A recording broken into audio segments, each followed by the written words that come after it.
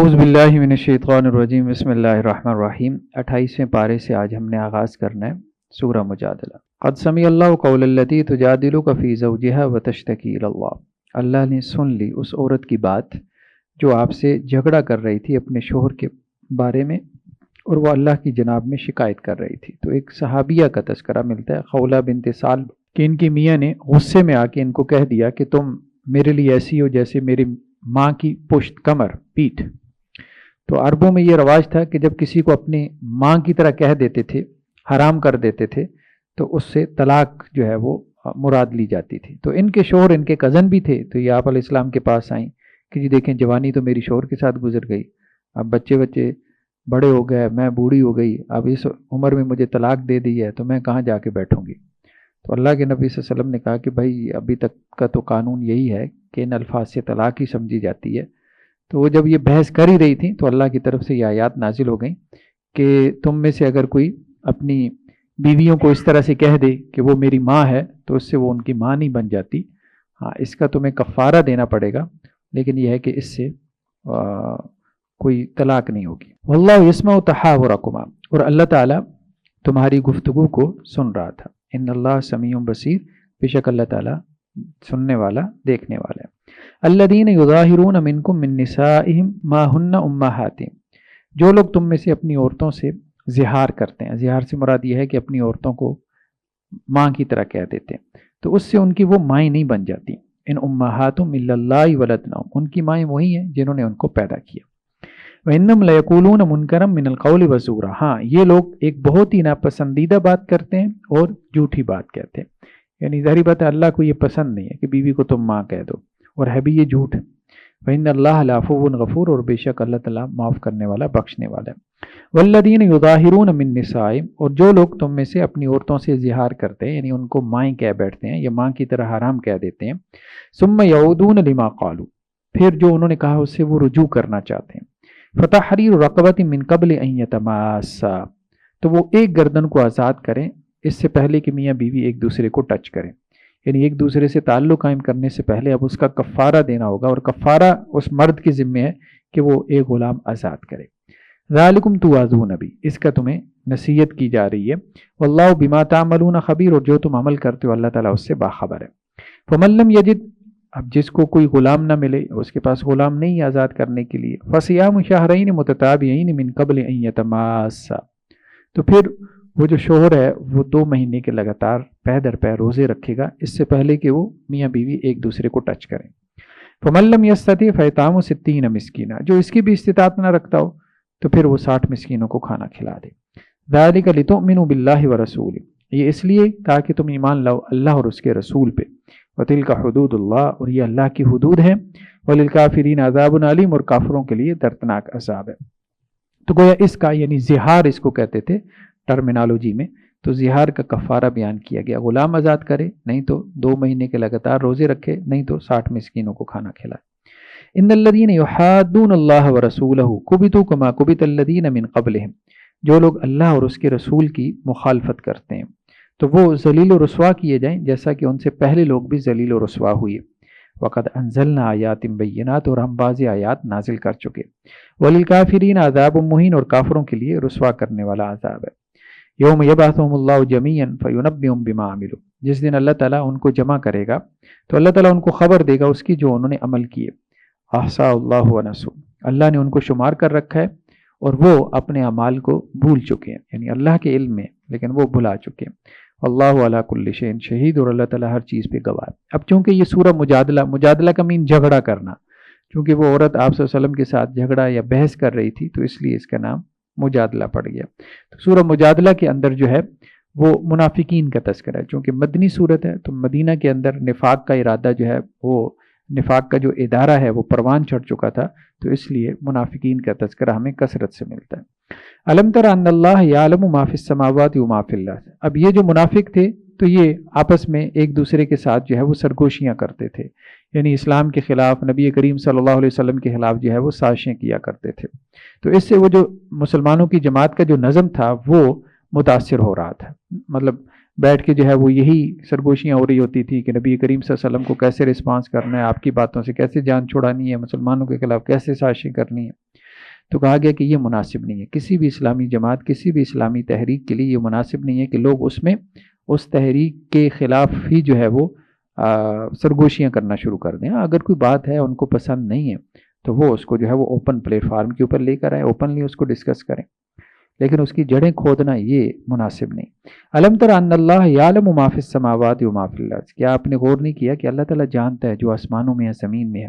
ما یکون من نجوا ثلاثۃ الا هو رابعهم، 3 سرگوشی کرنے والے نہیں ہوتے مگر چوتھا ان میں اللہ سبحانہ و تعالیٰ ہوتا ہے.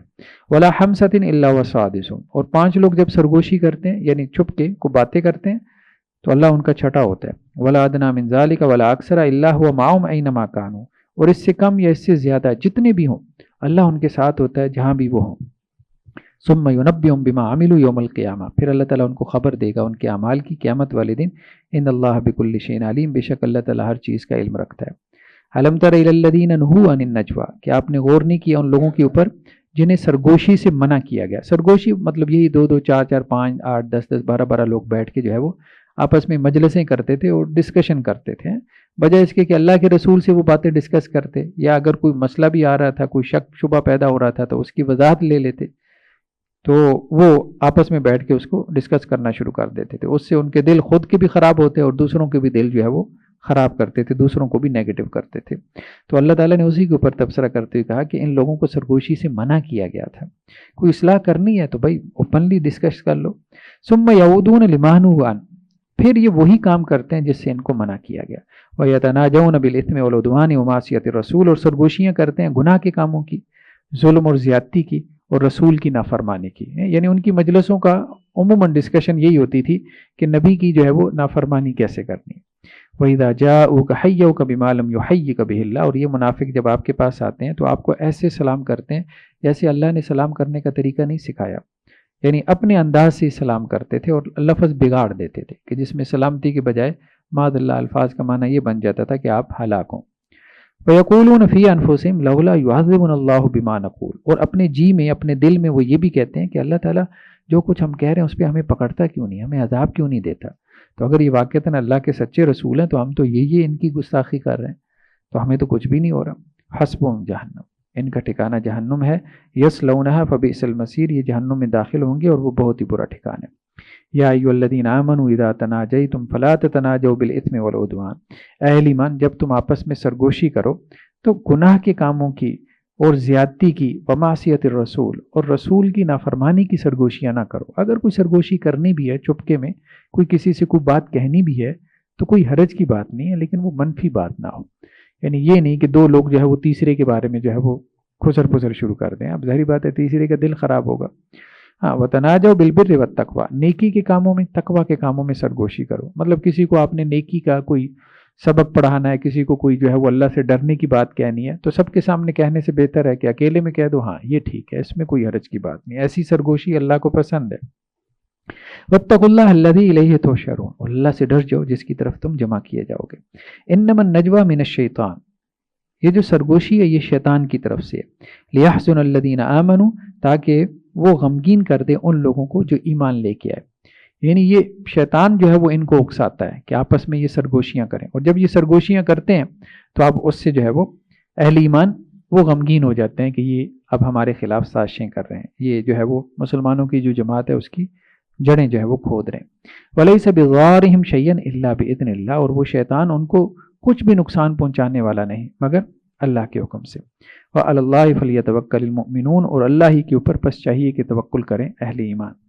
یا ایھا الذین آمنوا اذا قیل لکم تفسحوا فی المجالس فافسحوا یفسح اللہ لکم، اہل ایمان جب تم سے کہا جائے کہ مجلسوں میں کشادگی اختیار کرو، یعنی آپ علیہ السلام کی مجلس لگی ہوتی تھی، اب اس میں باہر سے کوئی صاحب آ جاتے تھے تو اب کہا جاتا تھا کہ بھائی کشادگی اختیار کرو، وسعت اختیار کرو، اور جو لوگ باہر سے آ رہے ہیں ان کو بھی جگہ دو، تو تم ان کو جگہ دے دیا کرو. فافسحوا، تو کشادگی اختیار کیا کرو. یفسح اللہ لکم، اللہ تعالیٰ تمہیں بھی کشادہ دے گا، تمہیں بھی کشادہ کر دے گا. وَإِذَا قِيلَ انشُزُوا فانشُزُوا، اور جب تم سے کہا جائے کہ اٹھ جاؤ تو تم اٹھ جایا کرو.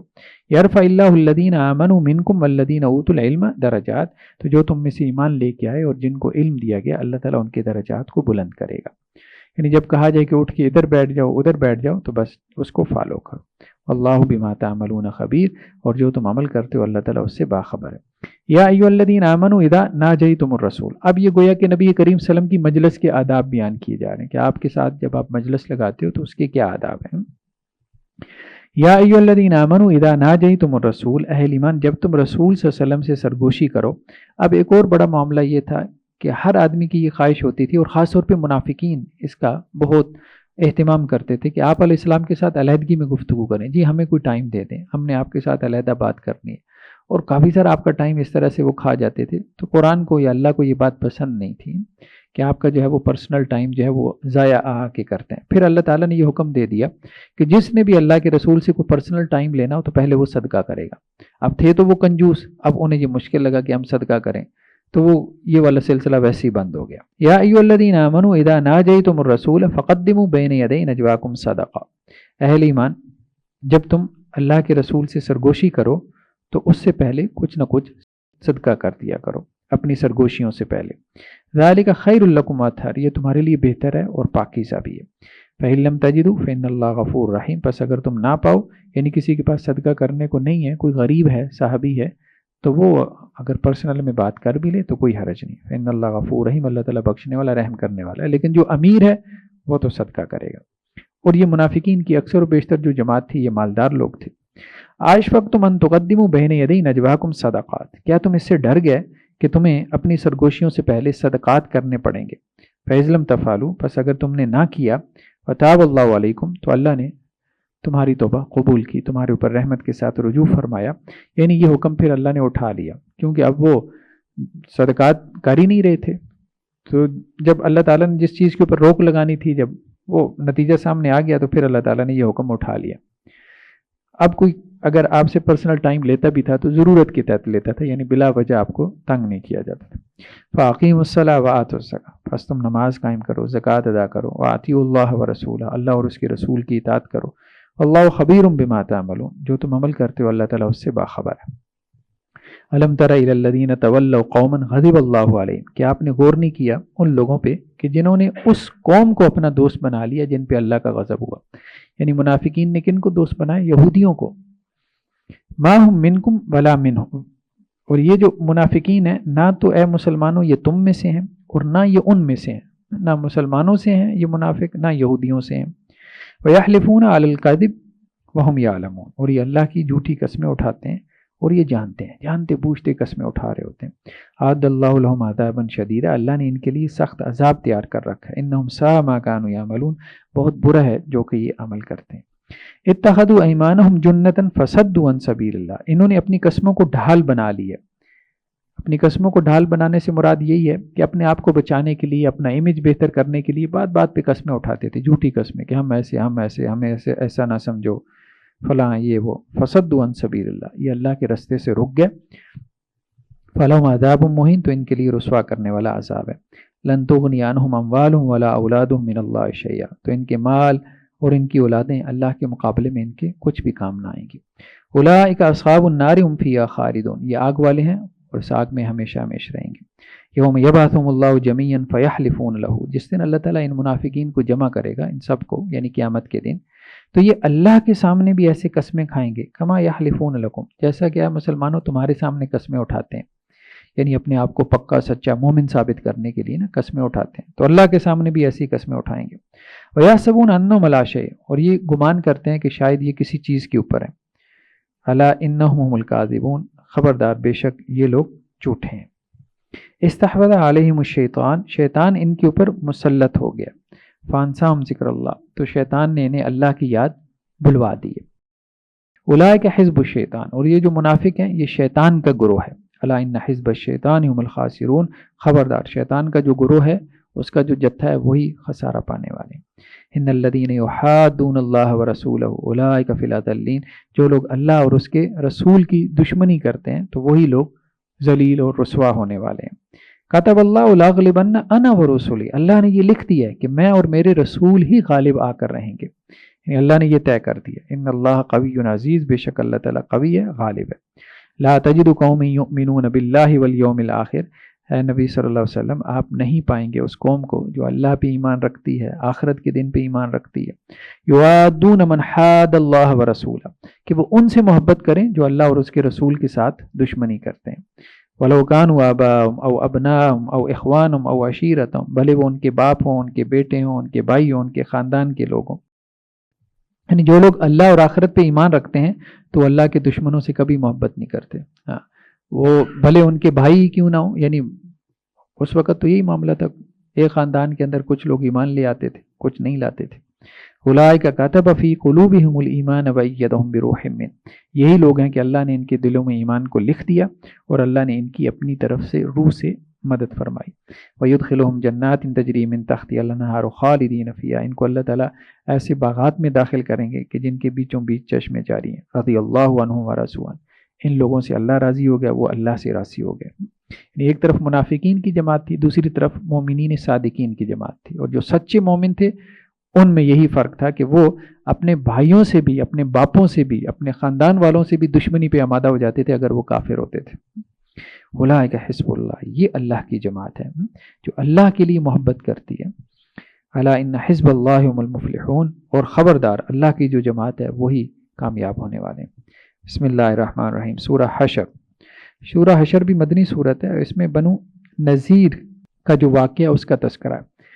یہود کے 3 قبیلے آباد تھے جن کے ساتھ آپ صلی اللہ علیہ وسلم نے معاہدہ کیا، بنو قینقاع، بنو نذیر، بنو قریظہ. بنو قینقاع کے ساتھ غزوہ بدر کے بعد جو ہے وہ مارکا ہوا اور ان کو مدینہ سے نکال دیا گیا کیونکہ انہوں نے معاہدہ توڑ دیا تھا.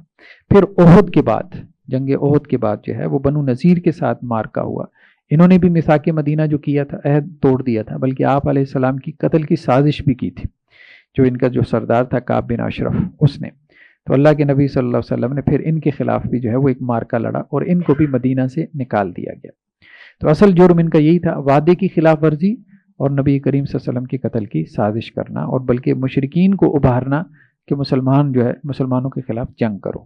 سبح للہ ما فی السماوات و ما فی الارض، اللہ کے لیے تسبیح بیان کرتی ہے ہر وہ چیز جو آسمانوں میں ہے، زمین میں ہے. وهو العزیز الحکیم، اور اللہ تعالیٰ غالب حکمت والا ہے.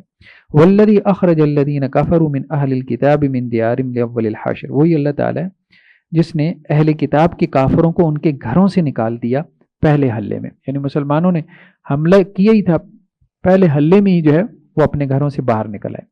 تو اللہ کے نبی صلی اللہ علیہ وسلم نے ان کو الٹیمیٹم دیا تھا 10 دن کا کہ یہ نکل جائیں، لیکن عبداللہ بن ابی نے ان کو پیغام بھجوایا کوئی ڈرنے کی ضرورت نہیں ہے، آپ ڈٹ جاؤ، لڑائی کرو، اور 2000 جو ہے وہ میں بھی بھیجوں گا بندے. تو وہ منافقین میں سے تھا. تو اب یہ ڈٹ گئے. جب یہ ڈٹ گئے تو آپ صلی اللہ علیہ وسلم نے محاصرہ کیا، 2 ہفتے تک جو ہے وہ محاصرہ ہوا. اس کے بعد انہوں نے سرنڈر کر دیا. جب سرنڈر کر دیا تو پھر اس کے بعد جو ہے وہ ان کا معاملہ یہ ہوا کہ ان کو یہاں سے نکال دیا گیا مدینہ سے. اور مدینہ سے کس شرط کے اوپر نکلے؟ اس شرط کے اوپر نکلے تھے کہ جو سامان اٹھا کے لے کے جا سکتے ہیں وہ لے جائیں، اور جو سامان یہ ساتھ نہیں لے جا سکتے تھے وہ یہیں رہ گیا. ان کے کھجوروں کے باغات تھے، ان کے مکانات تھے، وہ وہیں رہ گئے، وہ مسلمانوں کے کام آئے. ما ظننتم ان یخرجوا وظنوا انہم مانعتہم حصون من اللہ، اے مسلمانوں تم نے نہیں گمان کیا تھا کہ وہ نکل جائیں گے. اور ان کا گمان یہ تھا، یعنی یہود کا، کہ ان کے جو قلعے ہیں، ان کے جو گڑیاں ہیں وہ ان کو بچا لیں گی اللہ سے. فآتاہم اللہ من حیث لم یحتسبوا، تو اللہ ان کے پاس وہاں سے آیا جہاں سے ان کو گمان بھی نہ تھا. وقذف فی قلوبہم الرعب، اور اللہ نے ان کے دلوں کے اندر رعب ڈال دیا. یخربون بیوتہم بایدیہم وایدی المؤمنین، وہ اپنے گھروں کو اجاڑ رہے تھے اپنے ہاتھوں سے بھی اور اہل ایمان کے ہاتھوں سے بھی. یعنی کیسے گھروں کو اجاڑ رہے تھے؟ جب انہیں یہ اجازت ملی کہ بھئی اپنے گھروں کا جو سامان اٹھا کے لے کے جا سکتے اٹھا کے لے جاؤ، تو اب اپنے گھروں کی کھڑکیاں بھی اتارنے لگ گئے، دروازے بھی اتارنے لگ گئے، مطلب جو اتار سکتے تھے. تو وہ ایک طرح سے اپنے گھروں کو تباہی کر کے جا رہے تھے. فَاعْتَبِرُوا يَا أُولِي الْأَبْصَارِ، تو عبرت حاصل کرو اے آنکھوں والو. یعنی ایک قبیلہ بھی ان کا موجود تھا، بنو قریظہ، اس کو کہا جا رہا تھا کہ دیکھو یہ دوسرا ہے تمہارا قبیلہ جو معاہدے کی خلاف ورزی کی وجہ سے مدینہ سے نکل رہا ہے. اب تم ذرا ان کے انجام سے عبرت حاصل کرو، تم بھی شیطان کی وسوسے میں آ کے کہیں اس طرف نہ چلے جانا، معاہدہ توڑنے کی طرف.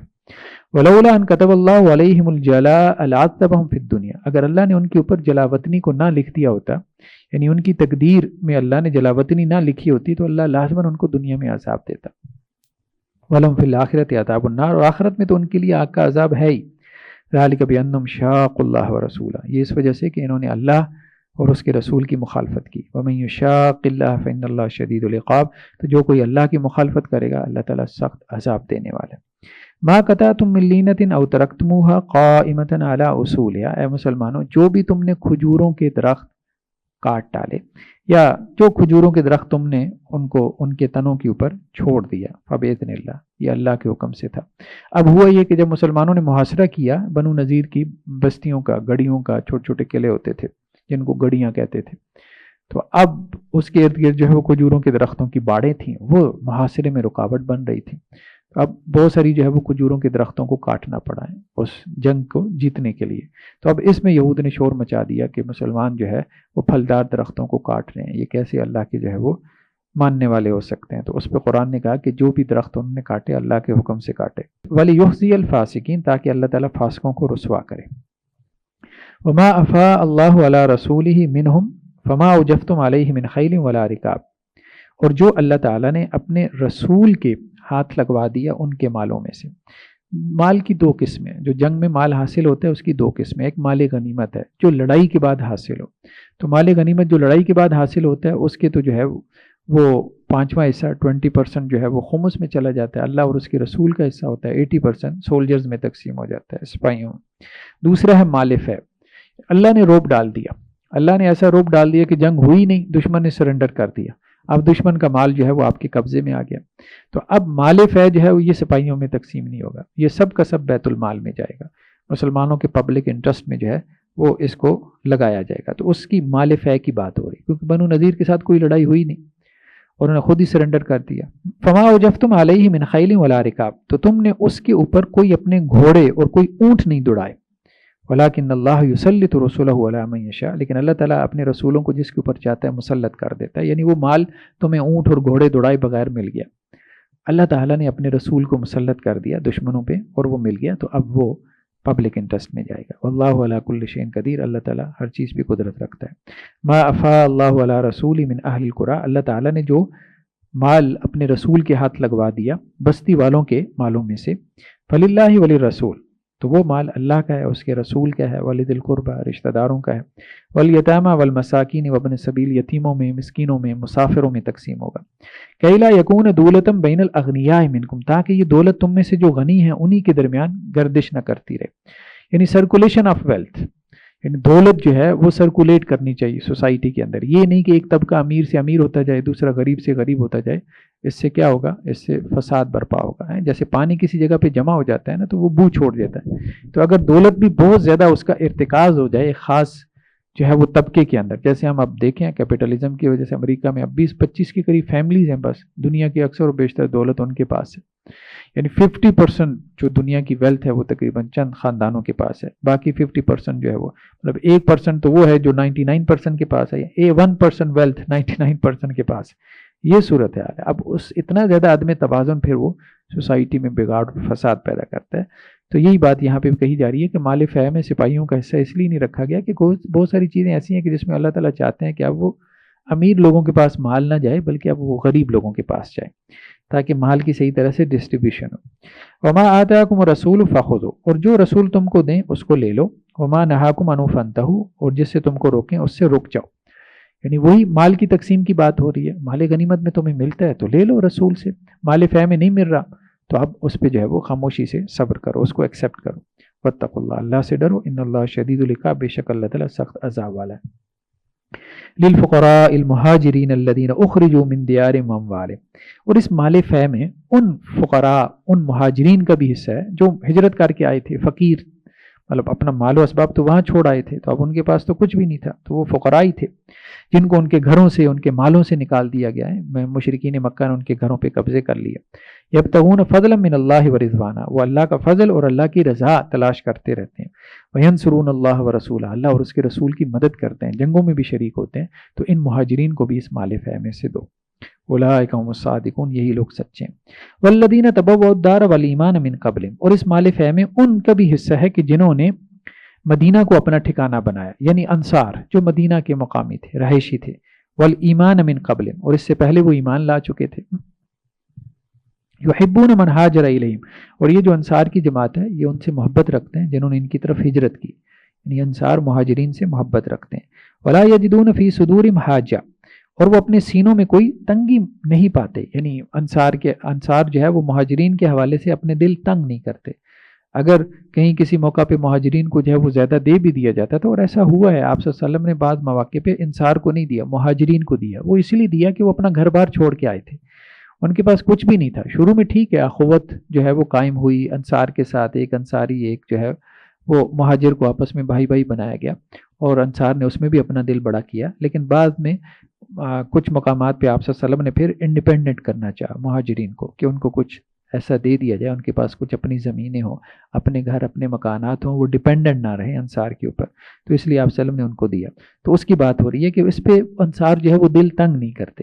ولا یجدون فی صدورہم حاجہ، اور وہ اپنے دلوں کے اندر کوئی تنگی نہیں پاتے، مما اوتوا، اس پر کہ جو ان مہاجرین کو دیا گیا. یؤثرون علی انفسہم، وہ انہیں اپنی جانوں پہ ترجیح دیتے ہیں. ولو کان بہم حساسہ، اگرچہ وہ خود جو ہے وہ تنگ دست ہوں، خود انہیں جو ہے وہ حاجت ہو، ضرورت محسوس ہو رہی ہو، لیکن وہ مہاجرین کو ترجیح دیں گے، اپنی ضرورت پہ ان کی ضرورت کو ترجیح دیں گے. ومن یوق شح نفسہ فاولئک هم المفلحون، اور جس کو اس کے جی کے لالچ سے بچا لیا گیا تو وہی لوگ کامیاب ہونے والے ہیں.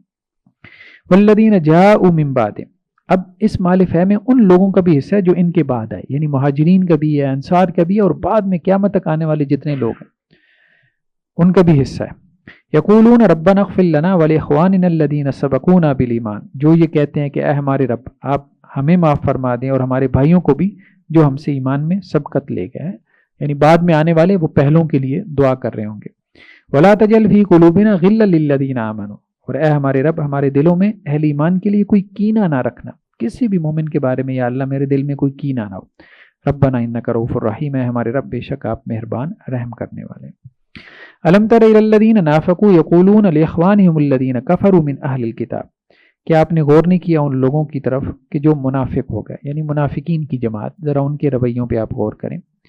یقولون لاخوانہم الذین کفروا من اہل الکتاب، تو اہل کتاب میں سے جو کافر ان کے بھائی ہیں ان سے یہ کہتے ہیں، یعنی منافق کس سے کہتے ہیں؟ یہودیوں سے کہتے ہیں. کیا کہتے ہیں؟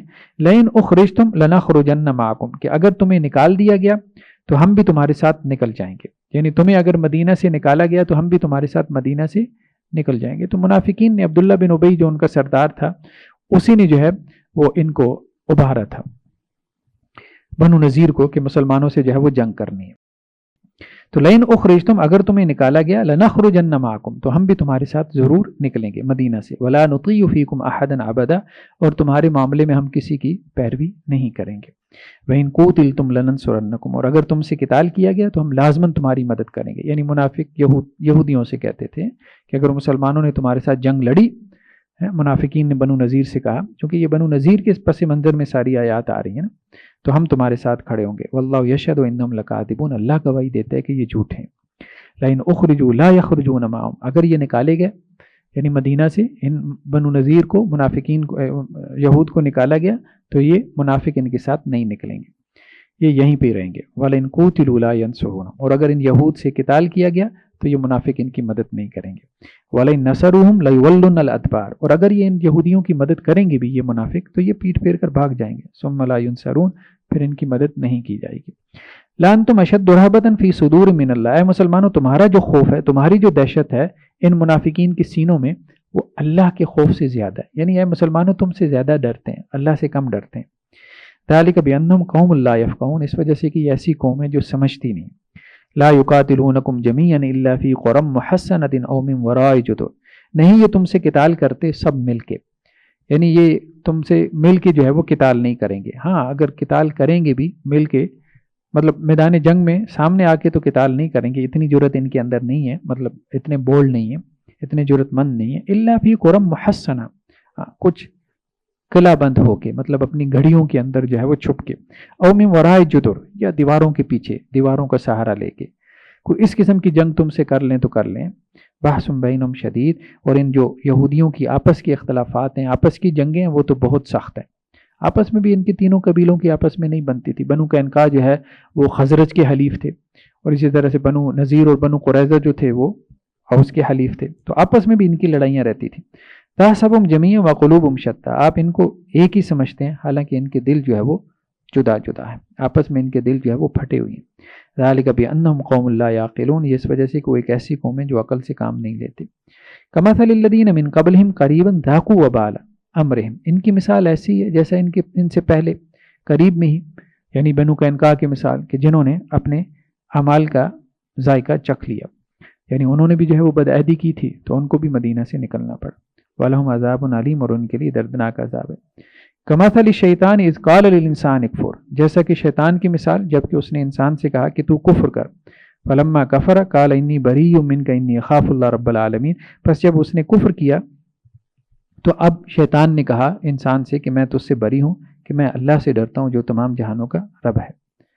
تو اسی طرح سے منافقین نے بھی جو ہے وہ یہود کو ابھارا کہ بھائی تم جنگ کے لیے جو ہے وہ آمادہ ہو جاؤ، اور جب وہ جنگ کے لیے آمادہ ہو گئے تو اب وہ منافقین پیچھے ہو گئے کہ بھائی ہم تو جنگ نہیں لڑنے والے۔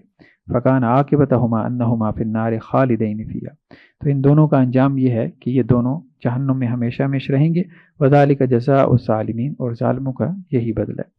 یا ایھا الذین آمنوا اتقوا اللہ، اہل ایمان اللہ کا تقوی اختیار کرو۔ ولتنظر نفس ما قدمت لغد، اور چاہیے کہ کوئی بھی جان وہ اس پہ غور کرے، دیکھے کہ اس نے آگے کے لیے کیا بھیجا، کل کے لیے کیا بھیجا، مطلب جو اس کا اصل فیوچر ہے، اصل فیوچر تو اس کا وہی ہے، آخرت ہے، جنت ہے، تو اس کے لیے اس نے کیا کیا، اس پہ ہر انسان کو غور کرتے رہنا چاہیے۔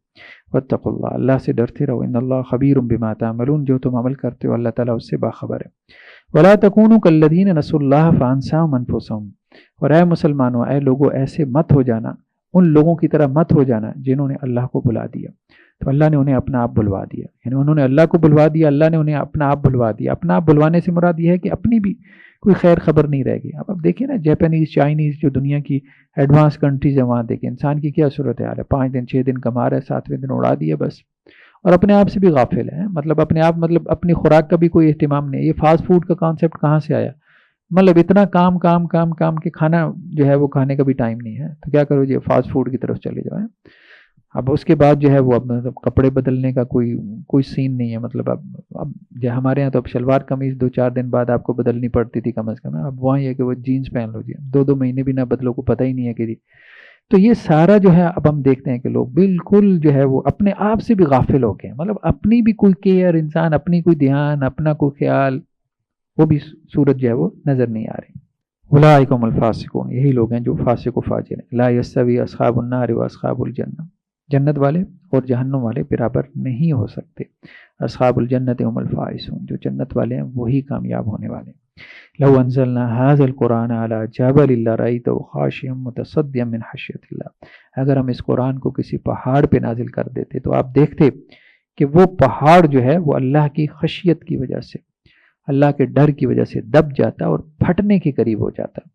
وَتِلْكَ الْأَمْثَالُ نَضْرِبُهَا لِلنَّاسِ لَعَلَّهُمْ يَتَفَكَّرُونَ، اور یہ مثالیں ہم لوگوں کے لیے بیان کرتے ہیں شاید کہ وہ غور و فکر کریں۔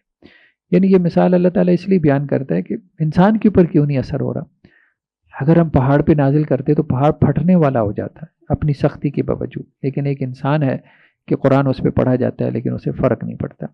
واللہ الذی لا الہ الا ہو، وہی اللہ، اس کے سوا کوئی عبادت کے لائق نہیں۔ عالم الغیب والشہادہ، وہ غیب کا جاننے والا، حاضر کا جاننے والا، وہ الرحمن الرحیم، وہ رحمان ہے، وہ رحیم ہے۔ واللہ الذی لا الہ الا ہو، وہی اللہ ہے، اس کے سوا کوئی عبادت کے لائق نہیں۔ الملک القدوس، وہ بادشاہ ہے، وہ پاک ہے۔ السلام، سلامتی دینے والا ہے۔ المؤمن، امن دینے والا۔ المہیمن، وہ نگران ہے۔ العزیز، زبردست ہے، غالب ہے۔ الجبار، زبردست ہے۔ المتکبر، بڑائی چاہنے والا ہے۔ سبحان اللہ عما یشرکون، اللہ اس سے بہت پاک ہے جو تم اللہ کے ساتھ شریک ٹھہراتے ہو۔ واللہ الخالق البارئ المصور، وہی اللہ تعالیٰ ہے جو نقشہ بنانے والا، خاکہ بنانے والا، پھر اس کے بعد وجود دینے والا، پھر اس کی تصویر بنانے والا۔ لہ الاسماء الحسنی، سارے اچھے نام اسی کے ہیں۔ یسبح لہ ما فی السماوات والارض، جو زمین میں آسمانوں میں ہے سب اس کی تسبیح میں لگا ہوا ہے۔ وہو العزیز الحکیم، اور وہ غالب ہے، حکمت والا ہے، اس کا ہر کام حکمت پر مبنی ہے۔ بسم اللہ الرحمن الرحیم۔ سورہ ممتحنہ، سورہ ممتحنہ کے شروع میں ایک واقعے کی طرف اشارہ ہے کہ فتح مکہ کے موقع پہ اللہ کے نبی صلی اللہ علیہ وسلم جب نکلے ہیں تو اب اللہ کے رسول کا معاملہ یہی تھا کہ سیکرٹ رکھتے تھے اپنے معاملات کو۔ تو ایسے میں ایک صحابی جو کہ بدری صحابی تھے، یعنی بدر میں بھی شامل ہوئے تھے، جن کا نام ہمیں ملتا ہے حضرت حاتب بن ابی بلتہ، ان کے بارے میں روایتوں میں آتا ہے کہ ان کے بیوی بچے مکہ میں تھے، تو انہوں نے جب یہ سوچا کہ اللہ کے رسول اب مکہ کے لیے نکل رہے ہیں، تو وہاں اب مکہ فتح ہوگا، تو اب مشرکین یہ نہ ہوں کہ غصے میں آ کے جو ہے وہاں پہ جو مسلمان موجود ہیں ان کو نقصان پہنچائے، تو میرے بیوی بچوں کو بھی کوئی نقصان نہ پہنچائے، تو میں ان کے ساتھ کوئی نیکی کر دوں جس کے بدلے میں وہ میری بیوی بچوں کی حفاظت کریں۔ تو انہوں نے جو ہے وہ مشرکین کے بعد سرداروں کی طرف یہ پیغام بھجوا دیا خفیہ طور پہ کہ اللہ کے رسول صلی اللہ علیہ وسلم جو ہے وہ مدینہ سے مکہ کی طرف آ رہے ہیں مکہ فتح کرنے کے لیے، تو یہ پیغام میں اس لیے بھجوا رہا ہوں کہ میری بیوی بچوں کا تم نے خیال کرنا ہے۔ تو اللہ کے نبی صلی اللہ علیہ وسلم کو بذریعہ وہی اطلاع ملی، تو آپ نے حضرت علی رضی اللہ عنہ کو بھیجا، تو ایک خاتون کو انہوں نے خط دے کر بھیجا تھا، تو حضرت علی نے اس خاتون کو رستے میں پکڑ لیا اور اس سے وہ خط برآمد بھی ہو گیا۔ اس کے اوپر پھر اللہ کی طرف سے یہ آیات نازل ہوئی، چونکہ غزوہ بدر میں جتنے صحابہ شریک تھے ان کے بارے میں اللہ تعالیٰ نے یہ بات کہی تھی کہ ان کے اگلے پچھلے گناہ معاف ہیں، تو وہ یہ ہے کہ اس قسم کی سرزنش نہیں کی، لیکن پھر بھی اللہ تعالیٰ نے تنبیہ کی کہ یہ غلط ہوا ہے، یہ نہیں ہونا چاہیے۔ جس طرح کی جو ہے وہ سیکرٹ انفارمیشن یہاں پہ لیک ہوئی ہے، تو وہ پوری اسٹیٹ کے لیے، ریاست کے لیے نقصان دہ تھا۔ اے مسلمانوں، تمہیں ایسا نہیں کرنا چاہیے۔ یا ایھا الذین آمنوا لا تتخذوا عدوی وعدوکم اولیاء، اہل ایمان میرے اور اپنے دشمنوں کو دوست مت بناؤ، یعنی وہ صرف میرے دشمن نہیں ہیں، مکہ کے جو سرداران قریش ہیں تمہارے بھی دشمن ہیں۔ تلقون الیہم بالمودہ، تم ان کی طرف محبت کے پیغامات بھیجتے ہو۔ وقد کفروا بما جاءکم من الحق، اور وہ کفر کر چکے اس حق کا جو تمہارے پاس آیا، یعنی قرآن کا انکار کر چکے۔ یخرجون الرسول وایاکم ان تؤمنوا باللہ ربکم، وہ تمہیں اور رسول کو نکال رہے ہیں، مکہ سے انہوں نے نکال دیا، تمہیں بھی نکال دیا، رسول کو نکال دیا، کس بنیاد پہ؟ کہ تم اپنے رب اللہ پہ ایمان لے کے آئے، تمہارا کیا جرم تھا؟ ان کنتم خرجتم جہادا فی سبیلی وابتغاء مرضاتی، اگر تم میرے راستے میں جہاد کے لیے نکلے ہو، میری رضا حاصل کرنے کے لیے، تو پھر ایسے نہ کرو۔ تسرون الیہم بالمودہ، تم چوری چھپے ان کی طرف محبت کے پیغام بھیجتے ہو۔ وانا اعلم بما اخفیتم وما اعلنتم، جو تم چھپاتے ہو، جو تم ظاہر کرتے ہو، میں اس کو جانتا ہوں۔ ومن یفعل منکم فقد ضل سواء السبیل، جو تم میں سے ایسا کرے گا تو وہ سیدھے راستے سے بھٹک گیا۔ ان یثقفوکم یکونوا لکم اعداء، یعنی تم تو ان کے ساتھ ہمدردی کر رہے ہو نا، رشتہ داری کی بنیاد پہ، تو وہ تمہارے رشتہ دار ہیں، اگر وہ تم کو میدان جنگ میں پا لیں تمہارے ساتھ ہمدردی نہیں کریں گے، وہ تو تمہارے دشمن بن کے دکھائیں گے۔ وَيَبْسُطُوا إِلَيْكُمْ أَيْدِيَهُمْ وَأَلْسِنَتَهُمْ بِالسُّوءِ، اور وہ اپنے ہاتھ تمہاری طرف بڑھائیں گے اور اپنی زبانیں بری نیت سے، برے ارادے سے۔ وَدُّوا لَوْ تَكْفُرُونَ، اور وہ یہ چاہیں گے کہ کاش تم بھی کافر ہوتے۔ لَن تَنفَعَكُمْ أَرْحَامُكُمْ وَلَا أَوْلَادُكُمْ يَوْمَ الْقِيَامَةِ، اے مسلمانوں، تمہارے رحمی رشتہ دار، تمہارے بلڈ ریلیشنز اور تمہاری اولادیں، یہ تمہیں قیامت والے دن کام نہیں آئیں گے۔ یفصل بینکم، اللہ تمہارے درمیان فیصلہ کرے گا، یعنی اپنے ان رشتہ داروں کی وجہ سے، اپنی بیوی بچوں کی وجہ سے تم نے پوری جو ہے وہ اسٹیٹ کو، ریاست کو داؤ پہ لگا دیا۔ اللہ بما تعملون بصیر، جو تم عمل کر رہے ہو اللہ تعالیٰ اس کو دیکھ رہا ہے۔ قد کان لکم اسوۃ حسنۃ فی ابراہیم والذین معہ، تمہارے لیے تو ابراہیم علیہ السلام کے زندگی میں بہترین نمونہ ہے، اور جو ان کے ساتھ ایمان لے کے آئے تھے، مطلب تمہارا رویہ ایسا ہونا چاہیے قریش کے ساتھ، قریش مکہ کے ساتھ جو ایمان نہیں لائے، اگرچہ تمہارے رشتہ دار ہیں، ظاہری بات ہے ایک ہی فیملی تھی قریش کی، جو ایمان لے آئے وہ مہاجرین بن گئے، وہ مدینہ میں چلے گئے، جو نہیں لائے تو وہ بھی قریش کی سارے لوگ تھے، ایک ہی قبیلہ تھا، وہ مکہ میں ہی رہ گیا، ان میں سے پھر میجورٹی مکہ، فتح مکہ کے بعد ایمان لے کے آئی۔ اذ قالوا لقومہم انا براء منکم ومما تعبدون من دون اللہ، جب انہوں نے کہا اپنی قوم سے، یعنی حضرت ابراہیم اور ان کے ساتھیوں نے اپنی قوم سے کہا، بے شک ہم تم سے بری ہیں، اور جن کی تم اللہ کے علاوہ عبادت کرتے ہو ان سے بھی ہم بری ہیں۔ کفرنا بکم وبدا بیننا وبینکم العداوۃ والبغضاء ابدا، ہم نے تمہارا انکار کیا، ہم تمہارے منکر ہیں، اور ہمارے اور تمہارے درمیان دشمنی اور بغض ہمیشہ کے لیے ظاہر ہو چکا، حتیٰ تؤمنوا باللہ وحدہ، یہاں تک کہ تم اللہ وحدہ لا شریک پہ ایمان لاؤ۔ حضرت ابراہیم اور جو ان کے ساتھی تھے انہوں نے اپنی قوم کے لوگوں سے کھلم کھلا کہہ دیا تھا، ہمارے اور تمہارے درمیان نفرت ہے، قیامت تک یہ نفرت باقی رہے گی، رشتہ داری اپنی جگہ، لیکن یہ نفرت رہے گی، یہ اللہ کے لیے نفرت ہے، جب تک تم اللہ پہ ایمان نہیں لاتے، توحید کا اقرار نہیں کرتے، ہمارا بغض، ہماری نفرت وہ ہمارے دلوں سے تمہارے لیے کبھی ختم نہیں ہوگی۔ تو وہ یہ ہے کہ البغض فی اللہ، بہت ساری حدیثوں میں ہے نا کہ ایمان کو مکمل کر لو، اور ایمان کی تکمیل کیسے ہوگی؟ اللہ کے لیے بغض رکھنا اور اللہ کے لیے محبت رکھنا۔ اب تو وہ لوگوں نے ان حدیثوں کو مسلمانوں کے لیے استعمال کرنا شروع کر دیا، ہاں بھائی بھائی سے ناراض ہے، وہ جی البغض فی اللہ الحب فی اللہ ہے، مطلب یہ تو کافروں کے بارے میں تھی نا، ان کافروں کے بارے میں، مطلب جو اس پورے کانٹیکس میں دیکھیں نا حضرت ابراہیم علیہ السلام کی۔ اللہ قول ابراہیم علیہ ابی، جب ابراہیم علیہ السلام نے، ہاں سوائے اس کے کہ ابراہیم علیہ السلام کا اپنے والد کے لیے جو یہ کہنا تھا لا استغفرن لک وما املک لک من اللہ من شیء، اے میرے ابا جان میں آپ کے لیے لازماً استغفار کروں گا اور اللہ کے مقابلے میں آپ کے لیے کچھ اختیار نہیں رکھتا۔ تو حضرت ابراہیم علیہ السلام کا یہ ایک استثناء تھا کہ انہوں نے اپنے والد کے لیے استغفار کی دعا کی، تو اس کے علاوہ تو پوری قوم کے لیے انہوں نے جو ہے وہ بغض رکھا، اس بغض کا اظہار بھی کیا، اور وہ استغفار بھی حضرت ابراہیم نے اس لیے کیا کہ وہ ایک وعدہ کر بیٹھے تھے، تو اللہ تعالیٰ نے کہا کہ آپ اپنے والد سے کیا ہوا وعدہ پورا کریں۔ ربنا علیک توکلنا و الیک انبنا و الیک المصیر، اے ہمارے رب ہم نے آپ پہ توکل کیا، آپ ہی کی طرف ہم نے رجوع کیا اور آپ ہی کی طرف لوٹ کر جانا۔ ربنا لا تجعلنا فتنۃ للذین کفروا واغفر لنا ربنا انک انت العزیز الحکیم، اے ہمارے رب ہمیں کافروں کے لیے تختہ مشق مت بنا۔ تختہ مشق کا مطلب یہی ہے کہ کافر ہمارے اوپر ظلم و ستم کر کے خوش نہ ہو، ہمیں اتنا کمزور نہ بنا کہ کافر جو ہے وہ ہمیں جو ہے وہ مظلوم بنا لے، ہمارے اوپر ظلم کرے۔ واغفر لنا ربنا، اے ہمارے رب ہمیں معاف فرما دے، انک انت العزیز الحکیم، بے شک تو غالب حکمت والا ہے۔ لقد کان لکم فیہم اسوۃ حسنۃ لمن کان یرجو اللہ والیوم الآخر، البتہ تحقیق ان کے لیے اس میں ایک بہترین نمونہ ہے، ہر اس شخص کے لیے جو اللہ اور آخرت کے دن کی امید رکھتا ہے، یعنی حضرت ابراہیم علیہ السلام اور ان کے ساتھیوں میں تمہارے لیے بہترین نمونہ ہے کہ جس طرح کا رویہ انہوں نے اختیار کیا اپنے رشتہ داروں، اپنی قوم کے لوگوں سے جو ایمان نہیں لائے تھے، اسی طرح کا رویہ تمہیں بھی اپنے خاندان کے ان لوگوں کے ساتھ رکھنا ہے جو ایمان نہیں لاتے۔ وَمَن يَتَوَلَّ فَإِنَّ اللَّهَ هُوَ الْغَنِيُّ الْحَمِيدُ، اور جو کوئی پھر جائے گا تو اللہ تعالیٰ بے نیاز تعریف کیا گیا۔ عَسَى اللَّهُ أَن يَجْعَلَ بَيْنَكُمْ وَبَيْنَ الَّذِينَ عَادَيْتُم مِّنْهُم مَّوَدَّةً، ہو سکتا ہے کہ اللہ سبحانہ و تعالیٰ تمہارے درمیان اور جن سے تم نے جو ہے وہ دشمنی ڈالی ان کے درمیان کوئی مودت، محبت اور الفت پیدا کر دے، کوئی ایسا رستہ اللہ تعالیٰ نکال دے۔ واللہ قدیر، اللہ تعالیٰ قدرت رکھنے والا ہے، واللہ غفور رحیم، اور اللہ تعالیٰ بخشنے والا، رحم کرنے والا ہے۔ لا ینہاکم اللہ عن الذین لم یقاتلوکم فی الدین، اب کچھ لوگ ایسے بھی تھے، قریش میں بھی ایسے تھے کہ جو مسلمان تو نہیں ہوئے تھے لیکن مسلمانوں سے ہمدردی رکھتے تھے۔ اب جیسے حضرت ابو طالب تھے، آپ کے چچا تھے، پھر اس کے علاوہ بھی بنو ہاشم میں، بنو عبد مطلب میں بہت سارے لوگ تھے جو مسلمانوں سے ہمدردی رکھتے تھے اور ان کے خلاف جنگ پہ آمادہ بھی نہیں ہوتے تھے۔ آپ وسلم کے چچا جیسے حضرت عباس تھے اور لوگ تھے، بعد میں وہ ایمان بھی لے آئے۔ اسی طرح بنو خزاع یہ قبیلہ تھا، اب یہ مسلمانوں کا حلیف قبیلہ تھا، مسلمان نہیں ہوئے تھے، تو اب مسلمان چاہتے تھے کہ چونکہ وہ ہم سے ہمدردی کا اظہار کرتے ہیں، اگرچہ ٹھیک ہیں کافر ہیں، تو ہمیں بھی جواب میں ان کے ساتھ ہمدردی کا اظہار کرنا چاہیے۔ تو کافر بھی دو قسم کے تھے، ایک وہ تھے جو مسلمانوں سے لڑنے والے تھے، مسلمانوں کے اوپر تشدد کرنے والے تھے، اور دوسرے وہ تھے جو مسلمانوں کے ساتھ ہمدردی کا اظہار کرنے والے تھے۔ تو قرآن نے دونوں کی تقسیم کو برقرار رکھا، کہا کہ یہ حربی کافر ہیں، ایک وہ ہیں جو جنگی کافر ہیں جو تم سے جنگ لڑتے ہیں، ان کے احکامات اور ہیں، اور دوسرے ہیں جو سویلینز ہیں جو تم سے جنگ وغیرہ نہیں لڑتے، نہ انہیں کوئی رغبت ہے تم سے جنگ لڑنے میں، وہ کہتے ہیں بھائی ٹھیک ہے آپ اپنی جگہ ٹھیک، ہم اپنی جگہ ٹھیک۔ لا ینہاکم اللہ عن الذین لم یقاتلوکم فی الدین، اللہ تعالیٰ تمہیں منع نہیں کرتا ان لوگوں سے کہ جنہوں نے دین کے معاملے میں تم سے جنگ نہیں کی۔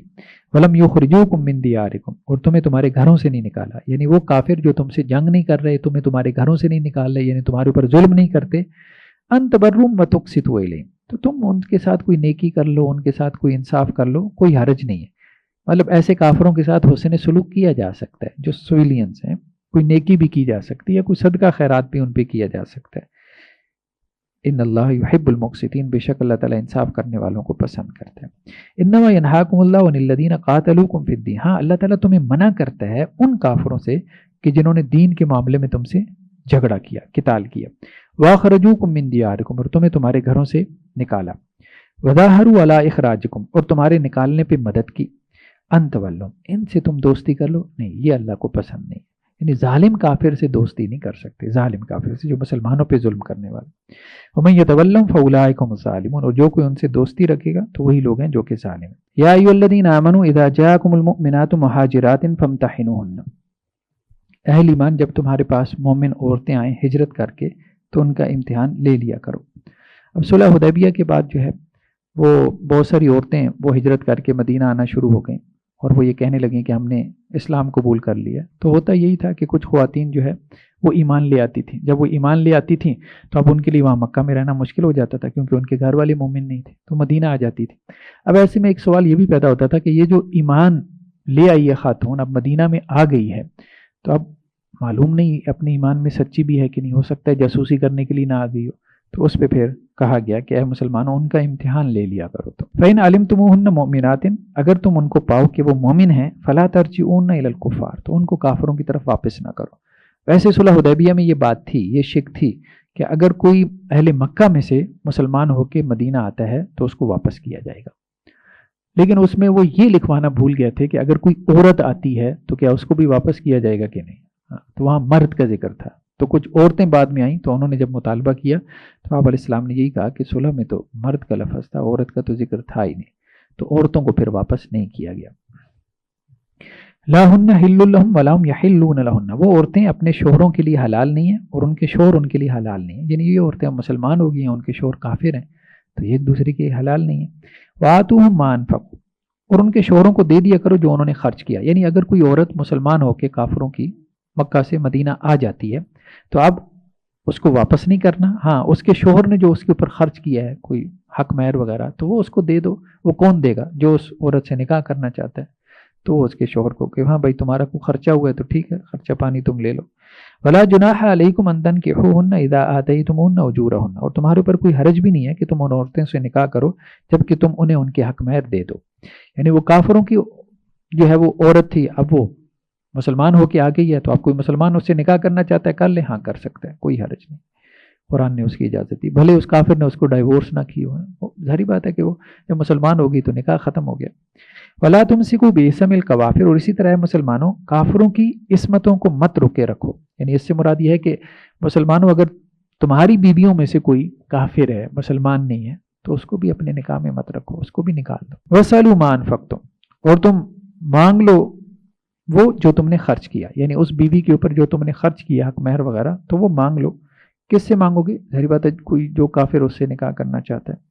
وَلْيَسْأَلُوا مَا أَنفَقُوا، رونے چاہیے، یعنی کافروں کو چاہیے کہ وہ مانگ لیں جو انہوں نے خرچ کیا. یعنی ان کی عورت تمہارے پاس آتی ہے تو وہ اپنا حق مہر مانگ لیں. مسلمانوں کی کوئی عورت کافر ہو کے یا ہے ہی کافر وہ کافروں کی طرف جانا چاہتی ہے تو ٹھیک ہے، مسلمان ان سے حق مہر مانگ لیں. ذالکم حکم اللہ، یہ اللہ کا فیصلہ ہے. یحکم بینکم، اللہ تعالیٰ تمہارے درمیان فیصلہ کرتا ہے. واللہ علیم حکیم، اللہ تعالیٰ علم والا حکمت والا. یہ صلح حدیبیہ کے بعد کا ہے نا، تو وہ صلح میں ظاہری بات ہے کانٹریکٹ تھا نا، تو اس کانٹریکٹ میں اسی قسم کی شکیں تھیں تو یہ شک درمیان میں شامل نہیں تھی. تو اب اس کو ایک طرح سے اب آپ کہہ لیں کہ اس کانٹریکٹ کو بیلنس کرنے کے لیے دونوں طرف سے یہ بات کی گئی. وَإِنْ فَاتَكُمْ شَيْءٌ مِّنْ أَزْوَاجِكُمْ إِلَى الْكُفَّارِ فَعَاقَبْتُمْ، اور اگر تمہاری بیویوں میں سے کوئی ایک جو ہے وہ آگے پیچھے ہو جائے، یعنی مسلمانوں کی کوئی بیوی جو ہے وہ وہاں سے نکل گئی، مدینہ سے نکل گئی، مکہ پہنچ گئی، کفار کے ساتھ جا کے مل گئی، وہ مسلمان نہیں تھی. فَعَاقَبْتُمْ، اب مسلمانوں تمہارا کافروں کے ساتھ کوئی آمنا سامنا ہوا، کوئی جنگ ہوئی اور تم نے ان کو سزا دی، کو مال غنیمت حاصل ہوا. فَآتُوا الَّذِينَ ذَهَبَتْ أَزْوَاجُهُم مِّثْلَ مَا أَنفَقُوا، تو دو ان لوگوں کو کہ جن کی بیویاں چلی گئی تھیں اس کی مانند جو انہوں نے خرچ کیا. تو جن مسلمانوں کی بیویاں نکل گئی اور انہوں نے جو ہے وہ کفر کی طرف چلی گئیں تو اب ان مسلمانوں کو حق مہر جو ہے وہ تم اس مال غنیمت میں سے بیت المال میں سے دے دو. واتقوا اللہ الذی انتم به مؤمنون، اور اللہ سے ڈرو جس کے اوپر تم ایمان رکھتے ہو. یا ایھا النبی اذا جاءک المؤمنات، اے نبی صلی اللہ علیہ وسلم جب آپ کے پاس مومن عورتیں آئیں، یبایعنک علی اللہ یشرکن باللہ شیئا، وہ آپ سے اس بات کے اوپر بیعت کرنا چاہیں کہ اللہ کے ساتھ کسی کو شریک نہیں ٹھہرائیں گے. تو آپ علیہ السلام بیعت لیا کرتے تھے، مردوں سے بھی بیعت لیتے تھے، جہاد کی بھی بیعت ہوتی تھی، مختلف قسم کی بیعتیں آپ علیہ السلام نے. زیادہ تر جو ہے وہ اللہ کے نبی صلی اللہ علیہ وسلم کی بیعتیں جو تھیں وہ جہاد کی بیعت تھی، موت کے اوپر بیعت ہوا کرتی تھی کہ اللہ کے راستے میں جہاد کرو گے، اللہ کے نبی صلی اللہ علیہ وسلم کی اطاعت کریں گے، فرما برداری کریں گے. عورتوں سے بھی بیعت ہوتی تھی، تو عورتوں سے بیعت کے الفاظ یہاں پہ قرآن میں نقل ہوئے ہیں کہ جب عورتیں آپ کے پاس بیعت کے لیے آئیں، بیعت کا مطلب ایک معاہدہ ہوتا تھا، ایک کمٹمنٹ ہوتی تھی. یبایعنک علی اللہ یشرکن باللہ شیئا، تو وہ آپ سے بیعت کریں اس بات کے اوپر کہ اللہ کے ساتھ کسی کو شریک نہیں ٹھہرائیں گی. ولا یسرکن، چوری نہیں کریں گی. ولا یزنین، زنا نہیں کریں گی. ولا یقتلن اولادہن، اپنی اولاد کو قتل نہیں کریں گی. یعنی جسے اسقاط حمل کہتے ہیں، ابارشن. بعض اوقات آج کل بھی ایسے ہوتا ہے کہ بیویاں شوہروں کو بتائے بغیر جو ہے وہ بچہ ابارٹ کروا دیتی ہیں، تو یہ اولاد کو قتل کرنے کی مترادف ہے. ولا یاتین ببہتان یفترینہ بین ایدیہن وارجلہن، اور نہ ہی وہ کوئی ایسا بہتان لائیں گی کہ جس کو انہوں نے اپنے ہاتھ پاؤں کے آگے گھڑ لیا، مطلب کوئی اس قسم کا جو ہے وہ بے حیائی کا فتنہ فساد وغیرہ. ولا یأسینک فی معروف، اور معروف کام میں آپ کی نافرمانی نہیں کریں گی. فبایعوہن، تو آپ ان عورتوں سے بیعت لے لیں. واستغفر لہن اللہ، اور ان کے لیے اللہ سے استغفار کریں. ان اللہ غفور رحیم، بے شک اللہ تعالیٰ بخشنے والا رحم کرنے والا ہے. یا ایھا الذین آمنوا لا تتولوا قوما غضب اللہ علیہم، اہل ایمان اس قوم کو دوست مت بناؤ جن کے اوپر اللہ کا غضب ہوا ہے. خاص طور پہ یہودیوں کے کانٹیکس میں یہ بات عام طور پر آتی ہے، مغضوب علیہم قوم قد یئس من الآخرۃ کما یئس الکفار من اصحاب القبور، تو وہ آخرت سے ایسے مایوس ہو گئے ہیں، یعنی آخرت میں انہیں کچھ اللہ سے ملنے کی کوئی امید نہیں ہے، وہ آخرت سے ایسے مایوس ہیں جیسے کافر اصحاب قبور سے مایوس ہیں، یعنی کافر جیسے قبر والوں سے مایوس ہیں نا، کہ قبر والے انہیں کچھ نہیں دے سکتے، یا قبر والوں سے اس طرح سے مایوس ہیں کہ قبر والے واپس دنیا میں نہیں آ سکتے، تو اسی طرح سے جو ہے وہ یہ جو یہود ہیں یہ آخرت سے مایوس ہو چکے ہیں۔ سبح للہ ما فی السماوات و ما فی الارض، اللہ ہی کے لیے تسبیح بیان کر رہی ہے ہر وہ چیز جو زمین میں اور آسمانوں میں، وهو العزیز الحکیم، اور اللہ تعالیٰ غالب حکمت والا ہے۔ یا ایھا الذین آمنوا لم تقولون ما لا تفعلون، اہل ایمان کیوں تم وہ کہتے ہو جو تم نہیں کرتے، یعنی جو کہتے ہو وہ تمہیں کرنا چاہیے۔ کبر مقتا عند اللہ ان تقولوا ما لا تفعلون، اللہ کو یہ بات بہت ناپسندیدہ ہے کہ جو تم نہیں کرتے وہ تم کہو، ٹھیک ہے، مطلب جس کی دعوت اور تبلیغ کا کام کر رہے ہو وہ تمہیں خود بھی کرنا چاہیے، مطلب لوگوں کو نماز پڑھنے کا کہہ رہے ہو، انسان خود نماز نہیں پڑھ رہا ہے، یہ اچھی بات نہیں ہے۔ ان اللہ یحب الذین یقاتلون فی سبیلہ صفا کانہ بنیان مرصوص، بے شک اللہ تعالیٰ پسند کرتا ہے، محبت رکھتا ہے اپنے ان بندوں سے جو اس کے رستے میں صفیں باندھ کر قتال کرتے ہیں، جنگ کرتے ہیں، گویا کہ وہ سیسا پلائی ہوئی دیوار ہو، جیسے ایک دیوار ہوتی ہے نا، مضبوط دیوار، اینٹ کے ساتھ اینٹ جڑ جاتی ہے، تو اس طرح سے جو ہے وہ میدان جنگ میں دشمنوں کے ساتھ لڑنے کا حکم ہے۔ اور جو ہماری نماز وغیرہ ہوتی ہے اس میں بھی یہ جو صفوں کے اندر جو احکامات ہیں، نبی کریم صلی اللہ علیہ وسلم نے جو سختی اختیار فرمائی کہ آپس میں مل کے جو ہے وہ کھڑے ہو، وہ اصل میں بیسیکلی جہاد کی ٹریننگ۔ وَإِذْ قَالَ مُوسَىٰ لِقَوْمِهِ يَا قَوْمِ لِمَ تُؤْذُونَنِي وَقَدْ تَعْلَمُونَ أَنِّي رَسُولُ اللَّهِ إِلَيْكُمْ، اور جب موسیٰ علیہ السلام نے اپنی قوم سے کہا، میری قوم کے لوگوں کیوں تم مجھے تکلیف دیتے ہو، اذیت دیتے ہو، بنی اسرائیل سے کہا، کیونکہ وہ بہت ساری باتیں ایسی کرتے تھے حضرت موسیٰ کے بارے میں جس سے ان کو ذہنی کوفت ہوتی تھی، اور تم جانتے ہو کہ میں اللہ کی طرف سے تمہاری طرف رسول ہوں، یہ بھی پتہ ہے کہ میں رسول ہوں۔ فلما زاغوا ازاغ اللہ قلوبهم، بس جب ان کے دل ٹیڑھے ہو گئے تو اللہ نے بھی ان کے دلوں کو ٹیڑھا کر دیا ہے، وہ خود ٹیڑھے ہو گئے تو اللہ نے ان کے دلوں کو ٹیڑھا کر دیا۔ واللہ لا یہدی القوم الفاسقین، اللہ تعالیٰ ایسے فاسقوں کو ہدایت نہیں دیتا۔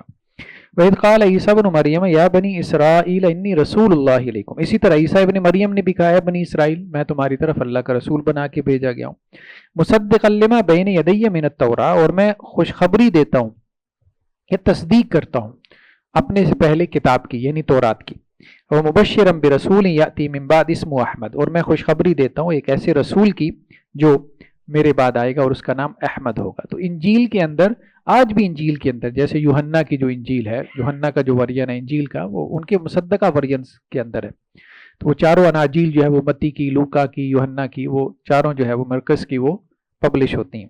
تو یوحنا کی انجیل میں آج بھی موجود ہے نبی کریم صلی اللہ علیہ وسلم کے حوالے سے بشارتیں، تو وہی یہاں پہ قرآن نے بھی اسی کو نقل کیا کہ عیسیٰ ابن مریم نے بنی اسرائیل سے کہا کہ دیکھو میں تمہیں خوشخبری دے رہا ہوں کہ میرے بعد ایک نبی آئے گا اور اس کا نام احمد ہوگا۔